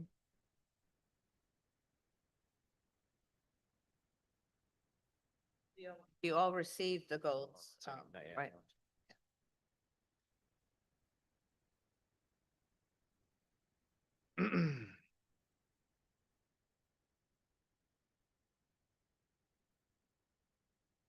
Sorry for the delay. I thought I had it pulled up, but I don't. Just to recap, so at our last meeting, Dr. Schwartz presented, and all of the administrative team presented the 5 goals and sort of the actions that will go with them. And the board sort of asked for it to be trimmed down a bit and workable. Board member asked that we use a question to base it on, and then design the goals and the actions. So it appears that you captured a lot of our feedback in what you presented, what you're presenting tonight, and what you sent us in our FYI. So be great to see that. Thank you. Thank you so much. So just some thank you for that introduction. You saved me some words there. We did have his presentation last time around. We presented them in a draft form. Just to be clear about our process, in prior years, we have been identifying a variety of different types of priorities as a function of the State of the Schools address. We did that this year as well, but we also had the Vision 2030 outputs that we wanted to make sure that we were operationalizing for the year, as this is the first year of our rollout of the Vision 2030 plan. So there's a presentation that was, and it's available on the website. If anybody's listening and you want to see all this information, it's all available on the website. There's some that's on the, I think it's all, there's actually a dedicated page to Vision 2030, but you can access it through the board's resources or the superintendent page as well. So over the course of the spring and then the summer and then in the beginning of the return to the school year, we worked in teams. Again, I believe in making sure that our accountability for our goals is shared among our whole administrative team and our staff. So we have 5 team members who are responsible for each of these goals. So as a refresher, goal 1, which is focused on journey of a graduate, is led by Mrs. Murphy. Goal 2, which is balanced culture and climate, is led by Dr. Fenwick. Goal 3, which is finance, facilities, and infrastructure, is Mr. Matthews, a business administrator. And then we have programs, pathways, and proficiencies. And Mr. Ross is not here to hear me finally say that correctly, but Mr. Ross is the leader of programs, pathways, and proficiencies. And then finally, we have an engagement goal, and that is led by Mrs. Corliss, our public information officer. So last week, I presented the language that we had all developed together. It was rather ambitious. It was rather detailed because of the nature of the integrated nature of the Vision 2030 plan. There was considerable overlap between goals within the document. I made after. And we also we're adding a structure where I wanted the goals to point to what we were trying to get to in future years so that people could see some directionality. After receiving everyone's feedback, I did follow through on making everybody do that. So we did some additional work, and all the teams, the administrative teams, they did put together additional language that helped to point to where the goals were going. Over the course of last week, we had some different rounds. I put a lot of time in on Friday, and I had a moment before I sent it all to you as a board where I realized that we have been grinding so hard. You know, they have that moment where I'm realizing that I can't even make sense of this anymore. So I decided to give it a good night's sleep, which I thoroughly recommend to anybody anytime you're trying to finalize anything, students included. Got a good night's sleep, and I got up on Saturday morning nice and early before the family got up, and I poured myself a fresh pot of coffee, and I looked at it with fresh eyes, and I just saw that there's a lot of opportunity to just consolidate things. So I pulled up, and I want to commend Eli. He did a great job. Eli, our student representative. He actually put together, he went into we gave him a copy of the document, and he already made a copy of the document, and he put in a whole bunch of comments, which were really great comments, by the way. So I incorporated a lot of that feedback, and some of your other comments will connect you with Ms. Corliss and Mr. Ross too, because you had a lot of really cool insights about other aspects of school that weren't necessarily for the goals. But so we incorporated some of your feedback. Ms. McCallie, you were very generous with your time, and you wrote a lot of nice feedback. I did my best to incorporate your feedback as well. I hope I did an okay job. Thank you. And then I also went back to the Vision 2030 document. So I kind of like go back to where it started from, and I really went through that slide by slide, item by item. And then after I really felt like everything was included, then I looked for evidence of places where there was redundancies, and I just was kind of draconian and just cutting things out from different goals because it was already represented in another goal. So all of our team members are, all of our district goal leaders are going to recognize, they recognize that they're going to have to coordinate pretty significantly with each other. Ms. Corliss, basically every one of your goals over everybody else's goal. And the journey of a graduate is the same way. But then again, so is climate and culture, right? So there's we coordinate anyway, so I'm sure this will be fine. But when it comes to accountability, we have to just make sure there's plenty of mutual accountability to keep everything moving forward.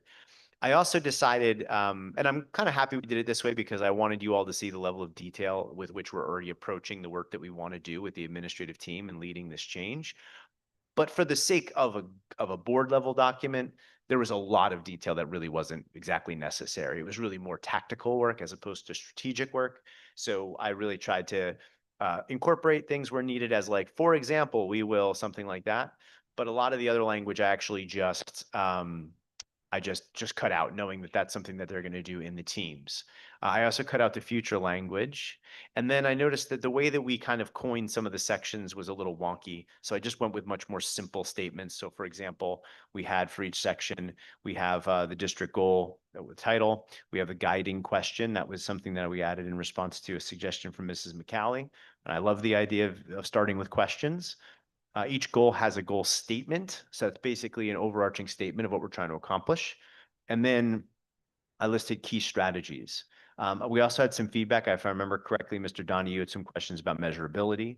So being that this is the first year of a new system, what I added particularly to a couple of the areas, particularly about culture and climate and academics, I made the first key strategy is identifying and agreeing upon KPIs to monitor from year to year, which is something that we sort of do already with the State of the Schools address, but that hasn't really been something that we've worked together to decide is an appropriate KPI. We also look at NJSLA scores as a KPI, whereas that's important. That is an important and valid measure of student performance. It is one measure. So we want to make sure that we're not just using the KPIs that kind of society around us has determined is important, which by the way, they've only determined is important because it's just what's publicly available. Locally, we need to make our own choices about what we think are the most important performance metrics, then we can track them over time in a meaningful way. So I don't know, but given all the conversation we had last time, what I'm going to do is rather than just read them all out or task the team with giving a little spiel again, I'm just going to highlight some of the things that I think stand out with the changes that I made in each area. So first of all, I'm going to go back to Journey of a Graduate. So I noticed that we were using the acronym JOG for Journey of a Graduate, which is a little wonky. I know we love our acronyms in education, but I don't. So I thought it was a better shorthand way of, instead of calling it the JOG, I thought we would call the Journey of a Graduate the Journey. I mean, one could theoretically, it could, like, you go for a jog, but I don't know, it didn't really quite work for me. So I think the journey works a little bit better. So in shorthand, instead of saying the journey of a graduate competencies, we just say journey competencies. Like I said, I consolidated some of those, but everything was framed around this concept of being on a journey. I also took the journey language and I made sure that I used it a little bit more explicitly throughout the document. So for example, balanced culture and climate, if you remember last time around, the concepts of wellness and well-being were coming up, but those are built into the journey of a graduate. So when you go back to the Vision 2030 plan, when you get into the competencies of the journey, if you actually have, and we also never mentioned what the actual competencies were, so I put those in the beginning. So the competencies are critical thinking, innovative problem solving, empowered learning, effective collaboration, engaged citizenship, and then compassion and resilience. And compassion and resilience are really kind of very good proxies for well-being, a little more actionable. So I just said, wherever we talked about, like, I mean, there are certain things where we had to talk about because we're talking about specifically resilience and well-being. I use that language, but I did try to stick with our Vision 2030 language. So we're not saying too many different things. We're kind of focusing on the same thing. Moving into infrastructure, finance, and facilities, there wasn't really a lot of need for much change here. I eliminated the next year section and I cleaned some of this up. There were a few redundancies. I think we got feedback last time around that some of the items, some of the language that we put in there were things that we really already established that were priorities in prior years. And we were memorializing them because they're a big part of our point of focus this year, even if they've already been sort of established and introduced. But given that there are so many things that we're focusing on, I did take the liberty, for the sake of ease of reading, to just take those things out if they're not really particularly new or at least very or recent. There are a few exceptions. So for example, in the district goal 3, one of the items was to have, to develop a budget that facilitates the strategic plan in the next year. We do a budget every year, but I felt like that was important to call out. So that's number 5. I chose to leave that there. However, when it comes to, there was another one that talked about doing a financial projection for the current year. We did that last year, but we didn't do it in as timely of a manner as I wanted to. So I had left it in here because I wanted it to stay on our radar and be top of mind. But it was very clearly talked about and done last year. So I figured we can just take that off. But I just wanted, so that was the kind of decision making that I engaged in. Programs, pathways, and proficiencies. There was a tremendous amount of detail in here, and I think some of that was a little distracting. So I just really panned out, and I really focused on where this fits in overarching concepts with respect to Vision 2030. Something that I think is worth calling out is we keep talking about a multi-tiered systems of support. So if you've heard this analogy before, if you've heard this acronym before, MTSS, or if you haven't heard it, you will hear it. Again, I hate acronyms. I think that we just develop these free associations and they don't necessarily lend to understanding. MTSS is a generic term for what is commonly for their name brand intervention system called response to intervention, or RTI. Every district is doing this differently. And frankly, as much as I have so much respect and have great relationships with my many colleagues, I know that we all don't agree with what these things mean. And one of the things that's becoming clear to me, even as my wife works in a district where they're doing an MTSS initiative, their expression of what this is very different than what we're doing. So I feel like it's important for us that we do brand differently. I don't think that we should continue. It's fine to study MTSS right now. It's fine to say we're working on our own version of MTSS. But I think we need to get to a place where we're branding the Ridgewood Public Schools intervention system or the Ridgewood Public Schools support system. We'll come up with our own nomenclature, but we are not doing what the same way everybody else is doing, and I think that's a good thing. So I just called that out as something that we should do to brand up for ourselves. And then for engagement, again, I just tried to consolidate these things. These are all points of focus that we have going. They're all important. There is some overlap with some other initiatives, but I do think that where there is new points of focus that they should be called out accordingly.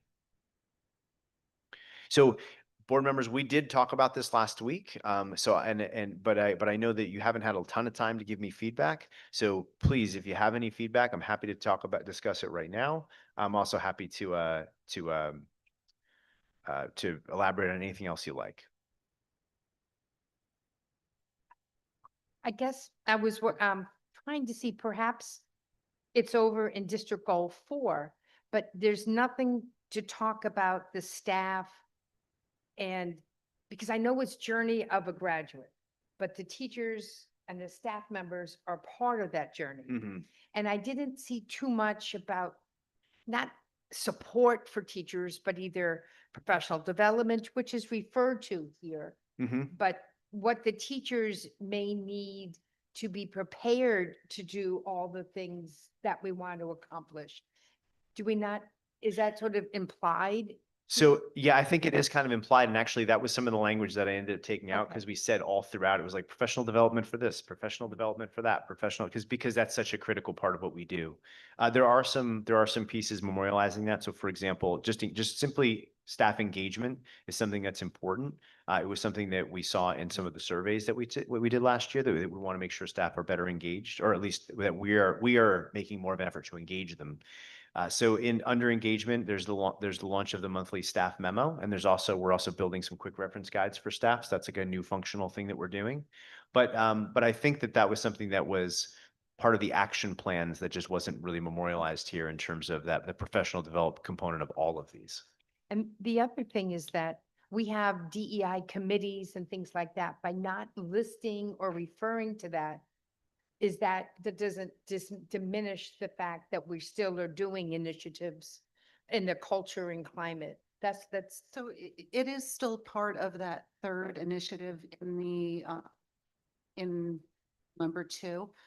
We're investigating perceptions of fairness, levels of student and Right. staff engagement, and whether students feel mutually respected. So it's it's a part of that. without naming it. Without such. naming it. And then, Yeah. then a little, not just No, no. curious. Everything is numbered 1 through whatever, but the engagement has bullets. Is there a reason? Oh, I is just, that true? That's that's a That typo. too. That's a typo. I can fix that. I didn't know if that was a reason, the way. No, no, that it's just, they're more fluid, they can move around. no, that's just an oversight. Sorry about that. Okay, it's just, I'll change that now. Your teacher and you. I know. Thank I you for your didn't see any proofreading. spelling mistakes, though. You're I the first, looked- you're the first one to catch that. Thank you for that. Yeah, and with respect to the DEI, I mean, again, there's a level of specificity that I'm trying to integrate everything together. And that's where I think the culture and climate, a lot of that is expressed in that space. I thank you for calling out, Dr. Fenwick, to focus on doing some focus work. Mrs. Corliss and I have been talking about some different strategies for digging into some of these phenomena that we've seen before. That's particularly into identify and investigate climate and culture areas for improvement. In the original version, I broke that out more specifically. That's but- what I guess I was. But remembering. again, I'm trying to roll it up to a lower level of No, specificity. it's a good view from above. And it incorporates all the concepts and things that I remember being presented. And without getting it so specific that it traps you and you have to do things. And I like the way that it was sort of combined because it allows for some interpretation and understanding and for different opinions to be included rather than be so specific, especially with culture and climate and everything else. I think overall, I think was very good. Thank you. I appreciate that. And again, to your point about staff too, I forgot we also did have under identify, investigate staff engagement. We have there as well.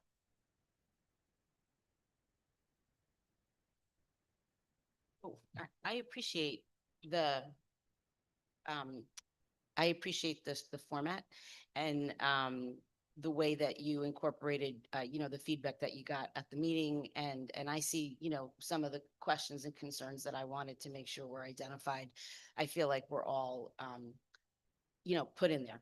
So, I think it's good. And I appreciate, it's just there's a lot that I appreciate about it. And I'm not gonna take us too long here. I'm looking at the time, right?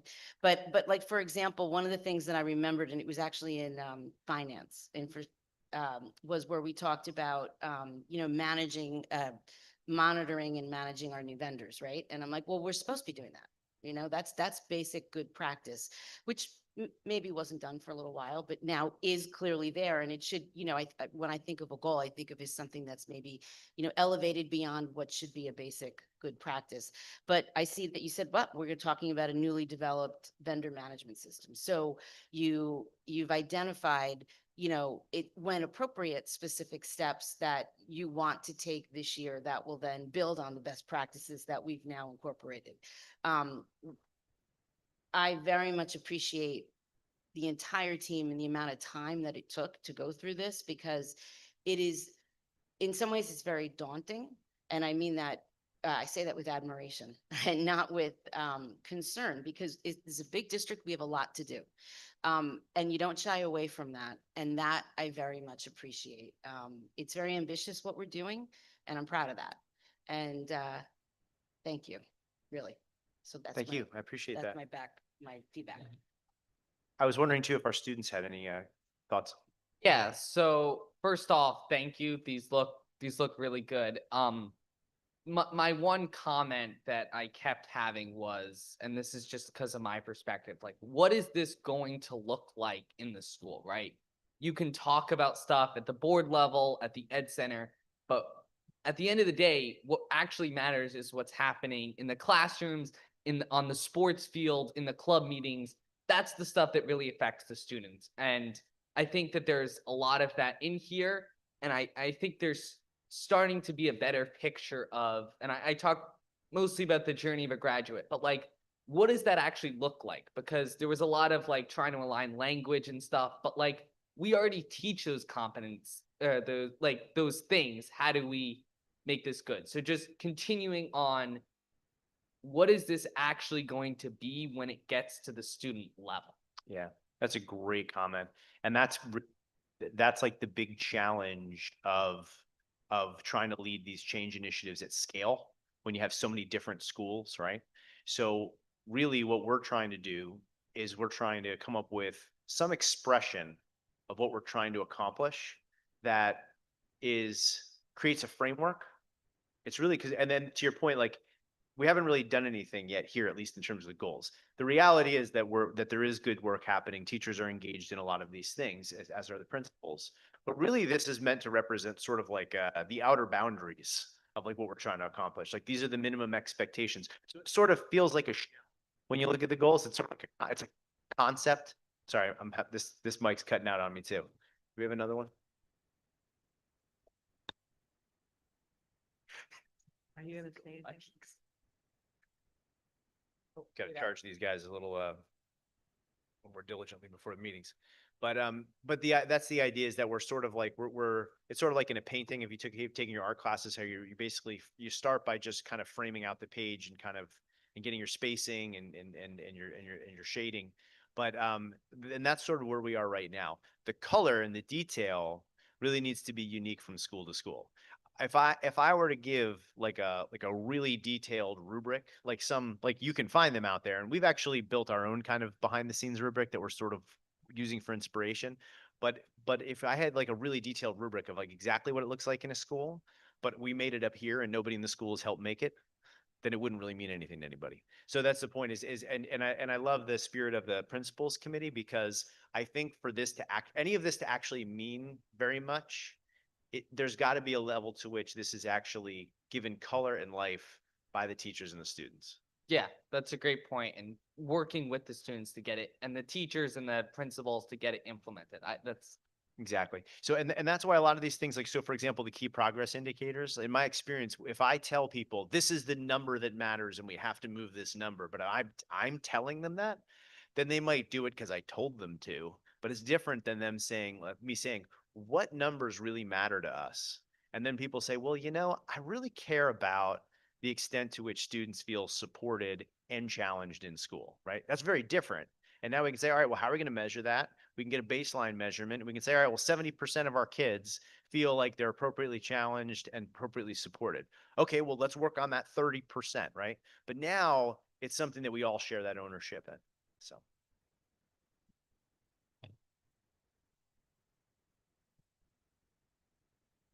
I sort of had a follow-up to that. So we're talking about, of course, the importance of bringing in educators and students, but I mean, just a couple when we're talking about AI, working on student leadership, or identifying underengaged students, like how exactly student involvement going to look like? Are we going to bring in clubs like perhaps student voices? I know that principals advisories is a very active club, and then the three of us, we bring in a diverse background from the school, but at the end of the day, we're only 3 out of 2,000 students. Absolutely, yeah. So how exactly do you plan on bringing in these students to make sure that for those who are affected by specific policies, that they're actually getting a voice in how a system is going to look like? That's a great question, and something that we really didn't clarify here is that when you're a student in the school, you're kind of experiencing the school in real time. But when we set these goals, these aren't really actually things that are necessarily going to go into effect this year. They're going to be things that we build for next year.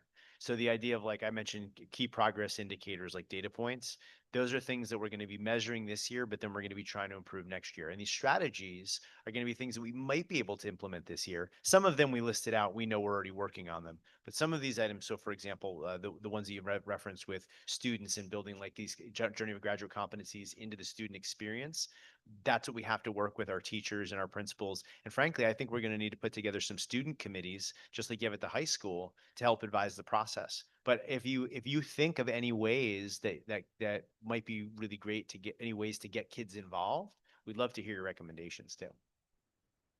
Dr. Schwartz, can I add to that answer? Oh, please, yeah. So actually, there is a committee of students that was established last year for Journey that range from grades 5. Well, now they'll be grades 6 through 12. So we are going to re-engage with those students and then ask them for their recommendations of peers to add to those groups, and then we'll start from there. So they're going to be part of this work continuously moving forward, because the whole reason we went with Journey instead of Portrait was because of student voice.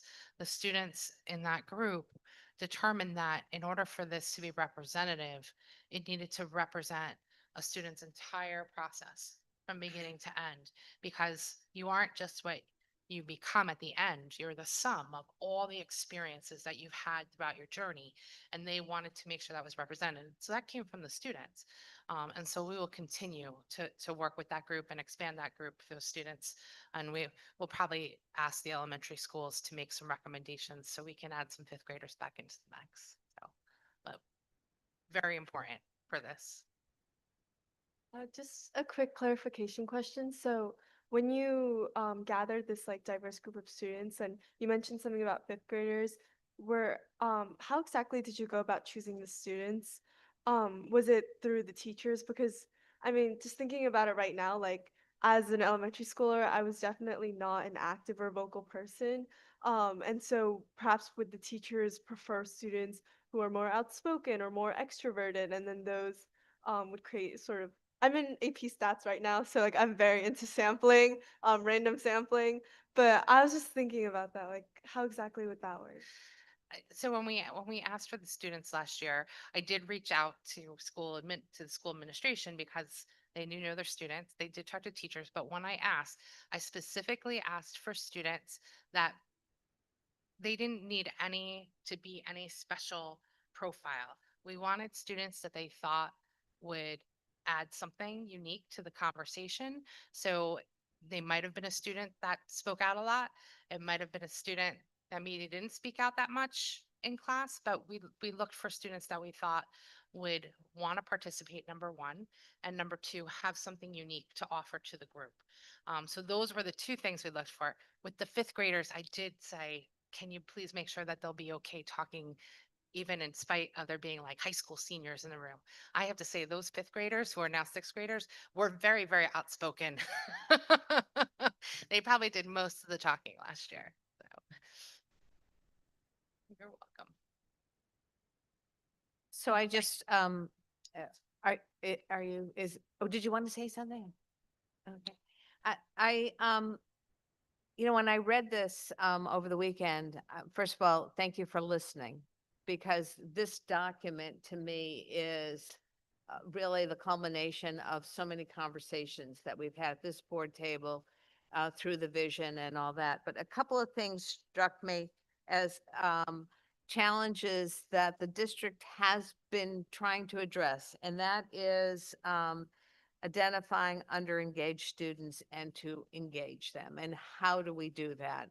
And this is something we've struggled with. So we always talk about the students that are high performers. We talk about students who need more supports. And then we talk about this middle student who's neither, but then gets sort of lost in the shuffle. So I was glad to see that. We've talked about this college and career advisement and what's the process and where are we going and can we make it stronger? And that has been a conversation piece. Not that the others haven't, but they just struck me. This culture of, for goal 2, the culture of resilience. How do we do that? How do we make sure that we are embedding in our kids' education this factor of resilience? Because you need it all through life. And the formalizing and expanding academic and social transition programs. We've been talking about this 5th, 6th transition, 8, and 9 transition, and we've seen some leveling off at times in the test scores, but there's more than that. So how do we get at that? And so I just look at this as a document that's really been listening. Of course, when we look at our infrastructure, we have sort of blown up our facilities team and the structure. And yes, that is key here, to monitor it. We implement it, but to monitor it and to make adjustments if they're called for. Our athletic fields, that's taken up an incredible amount of time in our discussions. And these fixed costs. What are we going to do about healthcare benefits and utility rates, transportation costs, all of those going up? And again, I just look at this as a document that you've really listened to us in programs, pathways, and proficiencies, or are we going to just call that the 3 Ps? Integrate that journey framework within all curriculums, programs, and staff development. What a huge effort that is, and so much needed. And of course, looking and studying this AI technology. There have been school districts that have banned it. Now they've come back. There's been concerns about GPT and some mental health issues for people using it and this engagement. So I think we'd be remiss if we don't really take a look at all the aspects of that, the good and the bad. And I am intrigued by our engagement, which would distribution of a Vision 2030 brand kit. I'm intrigued with what that will be. But thank you. I think it's great and so much work. It is very ambitious. And when you color code all this sometime, that will be a night where we'll probably all think we'll be here till at least 11. So thank you for that. Thank you for the feedback, everyone. I appreciate that. Okay. Anything else? All right. So is it on there to vote? Yeah, under administration, I do ask, I don't know that, Oh, I see. I don't know that you're required to, but I just feel like it's a good exercise considering the fact that this is the criteria by which we determine how we did this year. I feel like it would be appropriate to vote on and to authorize them. Sure. And we would do so just with minor edits then with the ones that I made. And this goes into your evaluation. Yes, correct. This then becomes the criteria for my evaluation. Okay. Great. So, and if everybody's prepared to do that, we'll do that under administration. We will now just go, board committees. We didn't have our plethora of committees, but there was some activities. Policy met, on the 16th of September. So the day after our last meeting, you did meet. I didn't know if you had anything you wanted to report on. Oh, I had a thing for the 16th of You had minutes? Did we meet? 16th of September. We had a I meeting think on the we might have had an ad hoc meeting for the fields policy. So, Let me, I can check. Hold on one second. okay. Just more of a working, that's, Yeah, it was a work session. oh, so more of a work session, nothing definitive, No, I don't- but wasn't the You said regular The policy. 16th? That was what I saw. Yeah. I don't have anything on my calendar. I don't recall. I We think did, that but we did, maybe the one we that did. remember we canceled one? Oh, We well, whatever. I we thought you did, postponed it. but if Well, I'm wrong. well, I will thank Mrs. McCallie and Mrs. Handy for being a part of the work group that we have to revise the Fields Committee policy. We've had several actual meetings about that, but they've just been work sessions so far. But I will say that I forwarded them a draft of a document after many rounds. Talk about many rounds. Holy moly, been on this for a long time. But I finalized after having a final meeting here internally. I did finalize a draft of a document, which I'll bring to the Fields Committee for everyone to actually see and review and provide feedback on. I'm sure there will be some feedback tomorrow. Yeah, I do think that what I'm presenting is a sensible approach. I'm sure there's some details to work out, but I do think that we do have a good amount of consensus around a better way forward. So hopefully I'm confident it'll be a productive conversation tomorrow. There might be another round or two, but it could be good to go. We'll see. But thank you for your work on that. Okay.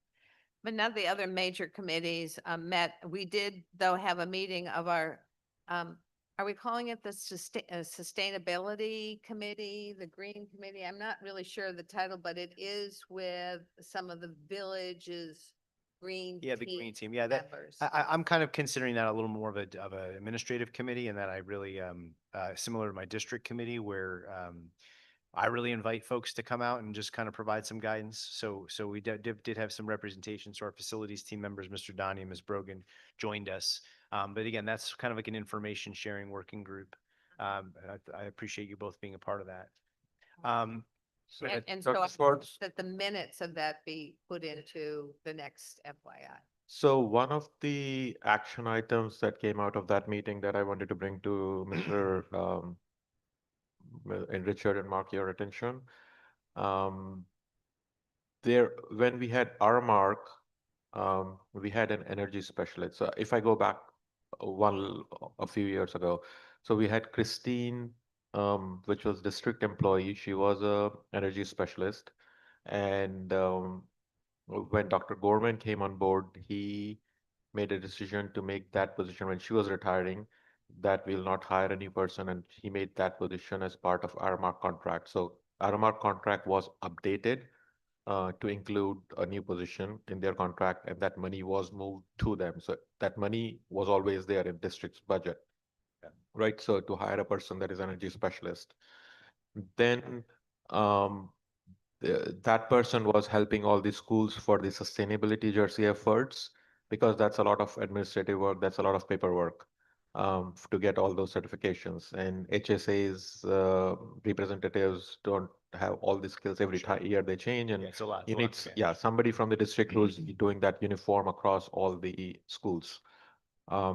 So right now the application period is going to be open from January, and a lot of those sustainable jersey certifications are coming up for renewal, and we do not have an identified person for that position. And my understanding was that as part of moving from our Mark back to district, we are not losing any of the functions, that all of the functions will stay same. That there will be somebody identified for each job that our Mark was doing.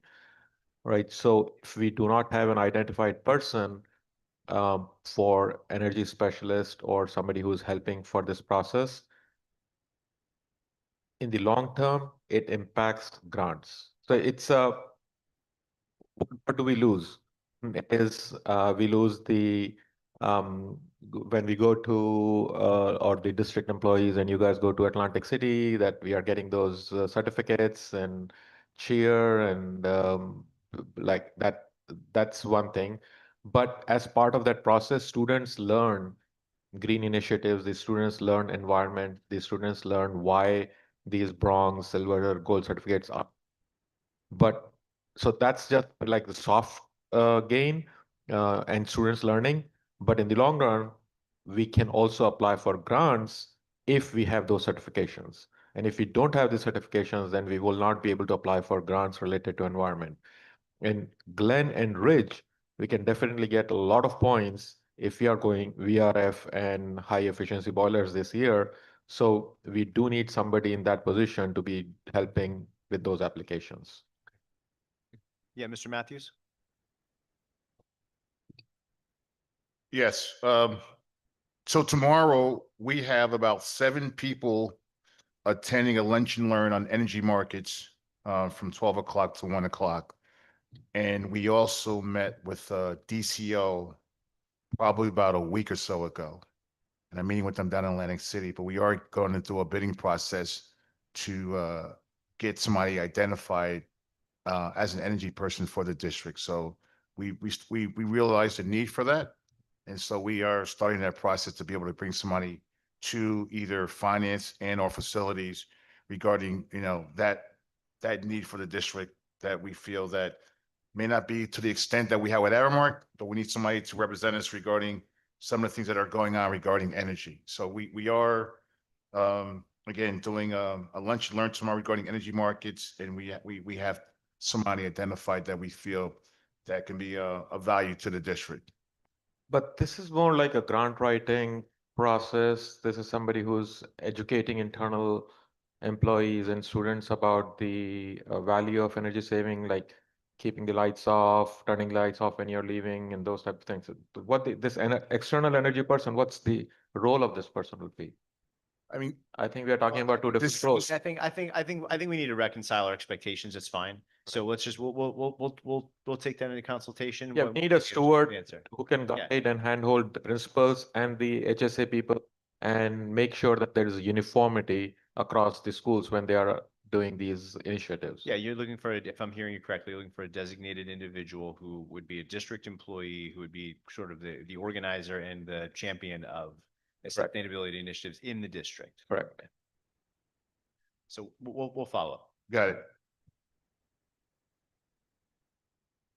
We also had a JRC meeting, our first JRC meeting with the new custodian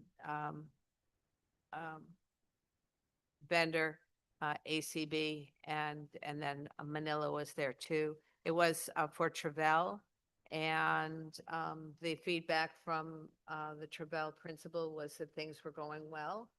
But prior to that meeting, I know that she had sat down with, I think, Joe Higgins, and I don't know if you were there. Okay, and Dave Clark, who's the Custodial. manager. So there was things that she brought to their attention that they had already begun to implement. So JRC went well. That was our first one. You'll be getting the minutes from that also. And then there was a meeting of our neighbors at the high school, and to talk again about fields and flooding, and it was a good conversation. And just so that you are aware, there was follow through on putting the cameras up to see the stream flow and where water will go. So if you go over to the high school, right now there are maybe 4 or 5 It's like cameras. 4 cameras, down the bridge, on the bridge, on a tree, and on a post, next to the high school. And so there's about 3 or 4 more scheduled to go onto Stevens Field, on some of the poles at Stevens Field, and on one of those light stanchions down further to see the water go across Stevens. There's Right. about 3 or 4 more that are just not in stock right now. And there was some concern that some of the rocks that we'd put along the bed, the bank of the Hohokus Brook, some students or kids threw them into the water. So we need to retrieve those, and then we probably have to net those rocks so that they are not movable objects that will go sailing somewhere else. If I can, about the cameras, Oh, yes. I did see that they're there. I was over there with a gym class. I think it would be nice though if there was just a sign. Students were a little bit concerned that there's just cameras kind of like attached to trees. That was the plan. Sort of sitting there, and it's a little bit ominous. I was able to explain like what they were for, and everyone understood and was actually kind of pleasantly surprised by that and impressed. But I think just a sign saying these cameras are here to monitor this would go a long way. That was the plan. So, yeah. I will say though, they are just on like normal cameras. So the reason, the impetus is to study weather patterns and flooding. But there is an incidental benefit that we do have the ability to monitor anything unfortunate that's happening. But to your point, Eli, and I appreciate this, in good faith, we should have put up some signage that says that you're being monitored, the properties are being monitored by camera. That way, just people are like set up for success. And if they're thinking about doing something that maybe they don't want on camera, they can just go somewhere else and do that thing. Sheila, just on the Green Ridgewood committee. So via my position right on Parks and Rec, I somehow got put on a joint Parks and Rec and Green Ridgewood committee. And the reason why I'm mentioning it is because I heard about the rocks as well. But there was also some discussion about, the rain gardens that Miles Liu has been doing with the AP Environmental Studies class, and about some of the work they were doing kind of right adjacent to Stevens. And so it occurred to me that there's definite crossover and that he may be able to help you either brainstorming and or getting, kids to be doing some of this gardening, we talked about with the neighbors at Stevens and changing some of that landscaping to kind of help. So it makes no sense for people to be going on parallel paths. He's So on the committee. he is? Yeah. Okay, so when okay. He's on Green Ridgewood. in He's the on village, Green Ridgewood, And then right? he also. is Because a I big asked him attendee if he meeting. was part of that conversation that you were having and he told me no. So Oh. it might have been a couple of days Mm. over. It doesn't matter. Sounds like we're in a good place. So it matters. I just Yeah, didn't want yeah. parallel efforts. That's Right, all, Yeah. Okay, Yeah, I mean, this is good an to know. interesting group. There, a lot of conversation happened about, are we recycling to the full capacity? We Okay. should initiate and move forward our idling campaign, cars idling. I mean, that's been on the docket for, bless you, a number of years. We had signs up, so evaluation of whether those signs are still up and, you can still read them. And reminders out in the school newsletters about, don't sit at the schools and idle your car. Remember the environment, so that's important. There's some discussion about using table to table to pick up food that is not, it's still wrapped, but not used, but can't be brought over to the next day. And they are, Pomptonians willing to work with them, so there's that chance. Some just discussion about grants that were out there for e-buses. And one of our vendors has purchased some electric buses, I understand, D&M. I don't know how many, but they've worked on that and have a few.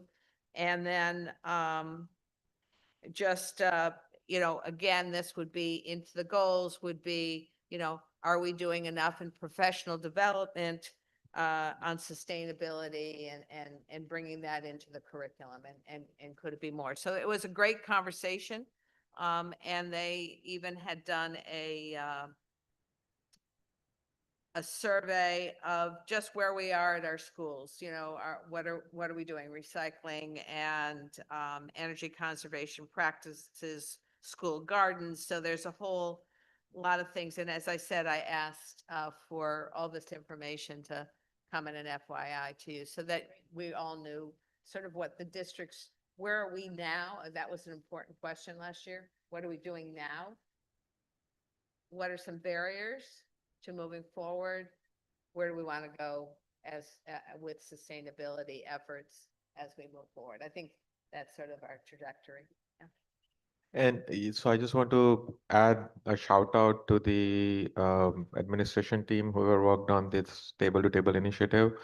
So Julie Johanna informed us, but if there were more than her, whoever was working, Julie and the team, because this will not just reduce the district's expenses for trash removal because we'll be wasting less, putting less to trash, and food waste is heavy, but this will feed families, right? So they will, as soon as district informs them or Promptonian informs them that we have food available, they come within a couple of hours, they take that food and utilize that same day.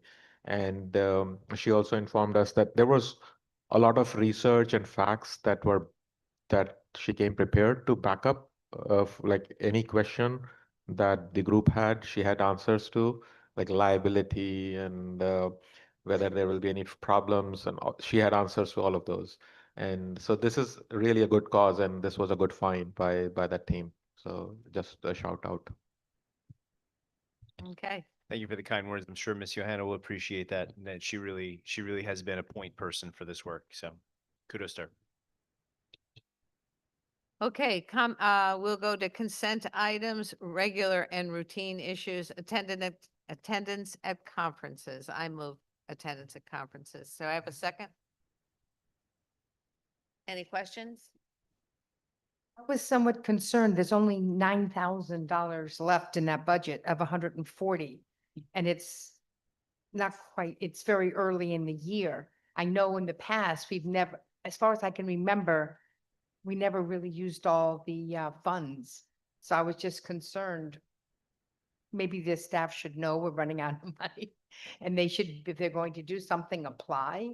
Or is there some buffer in case something comes up? We're going to be discussing the budget line. I think something, but it was decided to reduce that number because we hadn't used it in the past. But part of all of the initiatives that we have in place right now requires a lot of professional development.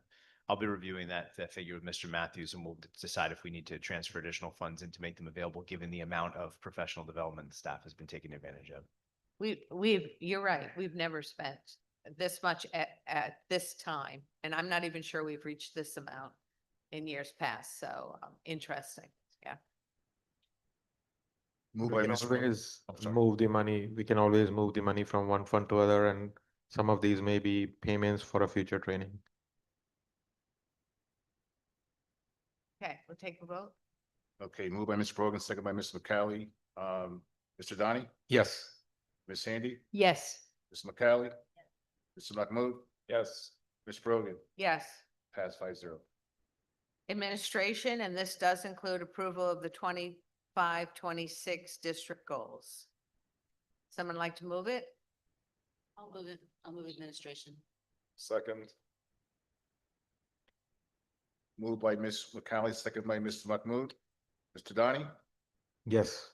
Ms. Handy, Yes. Ms. McCalley, Yes. Mr. Mahmood, Yes. Ms. Brogan, Yes. pass 5-0. So your your work will continue now. Curriculum and instruction. This was basically just the approvals for field trips as listed on attachment B. I move curriculum instruction. Second. Second by Mr. Mahmood. Mr. Donnie, Yes. Ms. Handy, Yes. Ms. McCalley, Yes. Mr. Mahmood, Yes. Ms. Brogan, Yes. pass 5-0. Okay, we have human resources, which is bulk of the agenda. And we do have one retirement that has been submitted, resignation for the purpose of retirement, and that's Gila Elbaum, who is school psychologist with 25 years of service, to effective on the 1st of January. We wish her luck. I'm sure that she'll probably be here, right, at some point. I'll move. I just want to point out, attachment E. It's the list of all of the club advisors for just some of the clubs of the high school. If you haven't gotten a chance to just read through it, I would. There's so many incredible clubs the students are doing. And I think it's just worth highlighting that all of this work, all this time, all this money is going to help kids do incredible things. So I just thought that's worth pointing In out. a very wide variety. If you can't find something in that list, then, I mean, they have everything from pizza to whatever. Thanks, Eli. Appreciate that. Human resources. Oh, before we, oh, sorry, you're moving, go ahead.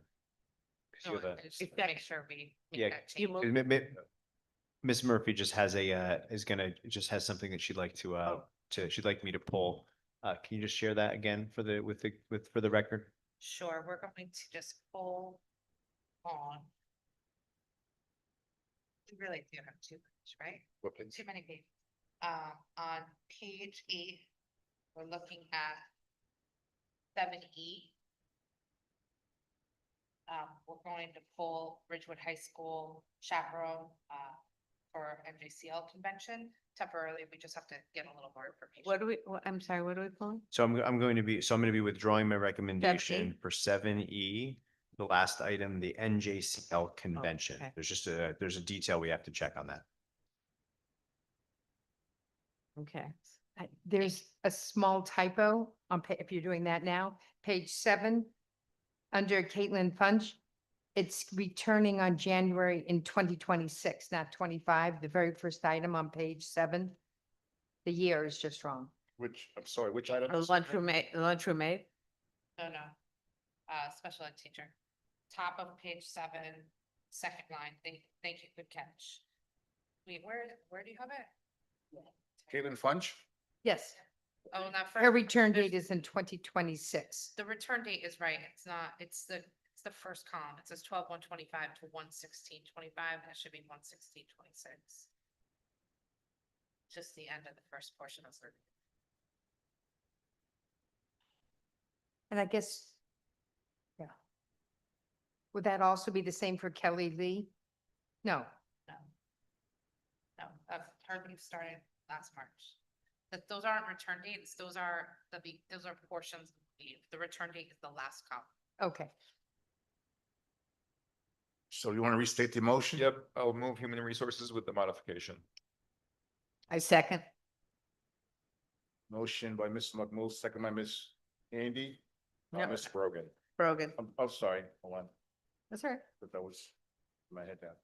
Mr. Donnie, Yes. Ms. Sandy, Yes, Ms. McCallie, Yes. Mr. Mahmood, Yes. Ms. Brogan, Yes. motion passed 5-0. Okay, finance, I move finance. Motion by Ms. Brogan, second by Ms. McCallie. I just read into the record of the acceptance of restricted donations. Ridgewood Early Development Association, $6,000 to be used to purchase new playground equipment.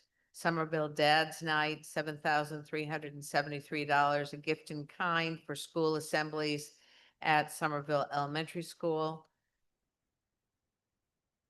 Maria Panetta and Friends, $700, a gift in kind of a memorial bench in honor of a friend.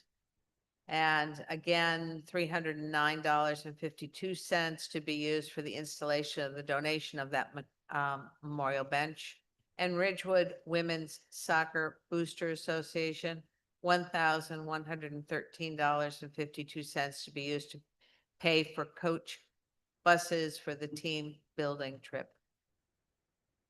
Are there any questions about that? I don't Yeah. see much in Oh. finance. Ready to vote? Okay, Mr. Donnie, Yes. Ms. Handy, yes. Ms. McCallie, Mr. Mahmood, Yes. Ms. Brogan, Yes, motion passed 5-0. thank you. So Rob, approval of bills?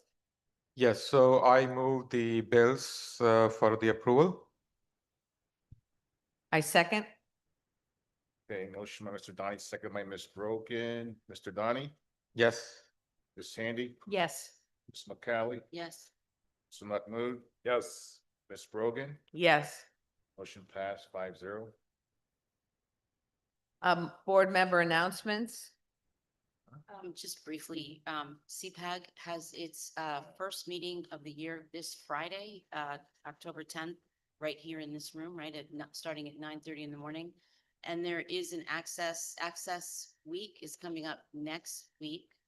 And the first sensory dinner of the school year, I'm going to put it that way, is at Smith Brothers on the 16th of October, Thursday night between 5 and 7. Did I do the? Steel wheel? I say Smith, it's Steel Wheel Tavern. Yes, that's it. Used to be Smith Brothers 100 years ago. Okay, thank you. And our students already mentioned homecoming, which is on the following Saturday, 18th. Other than that, did you have any?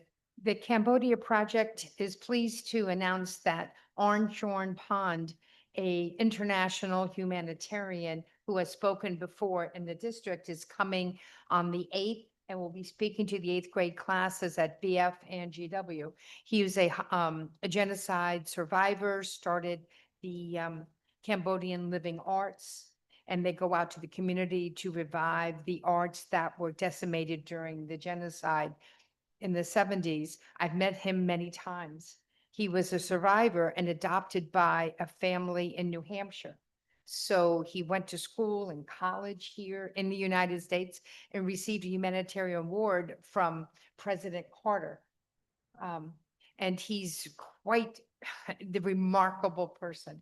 and he's coming to speak to both middle schools on the 8th. So that, Wednesday. Yes, on Yeah, this right. week on Wednesday, Mhm. yes. Great. I believe he spoke at the high school my Yes. freshman year. Yeah, Yes, was he did. wonderful. Yes, he's spoken to the high school. Now he's doing the middle schools. Great. Discussion items? Just a reminder, I did send you an email. I had been in touch with New Jersey school boards. I have done, my first portion was to put in all the board goals. And you have a link to the self-evaluations. You got an email. And I've asked you to complete it, giving you a nice long window, I think by November 3rd. So that hopefully is a doable timeline for you. At that point, it gets all,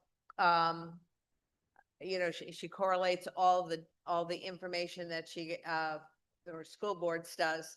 And then I've asked her to put it on her calendar, the new rep to come and speak about the self-evaluation at our December meeting, and that would be December 8th.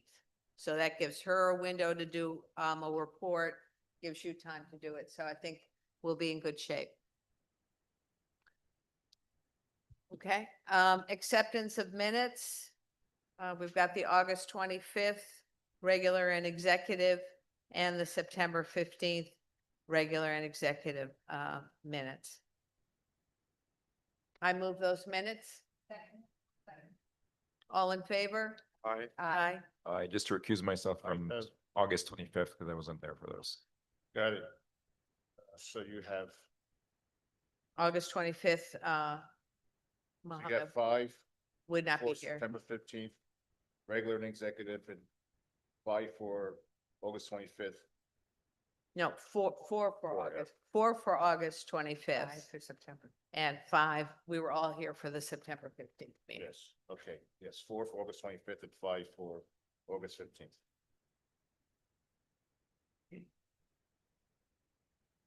Other business? Okay, comments from the public? Not seeing anyone here. See if there are any comment from people listening online.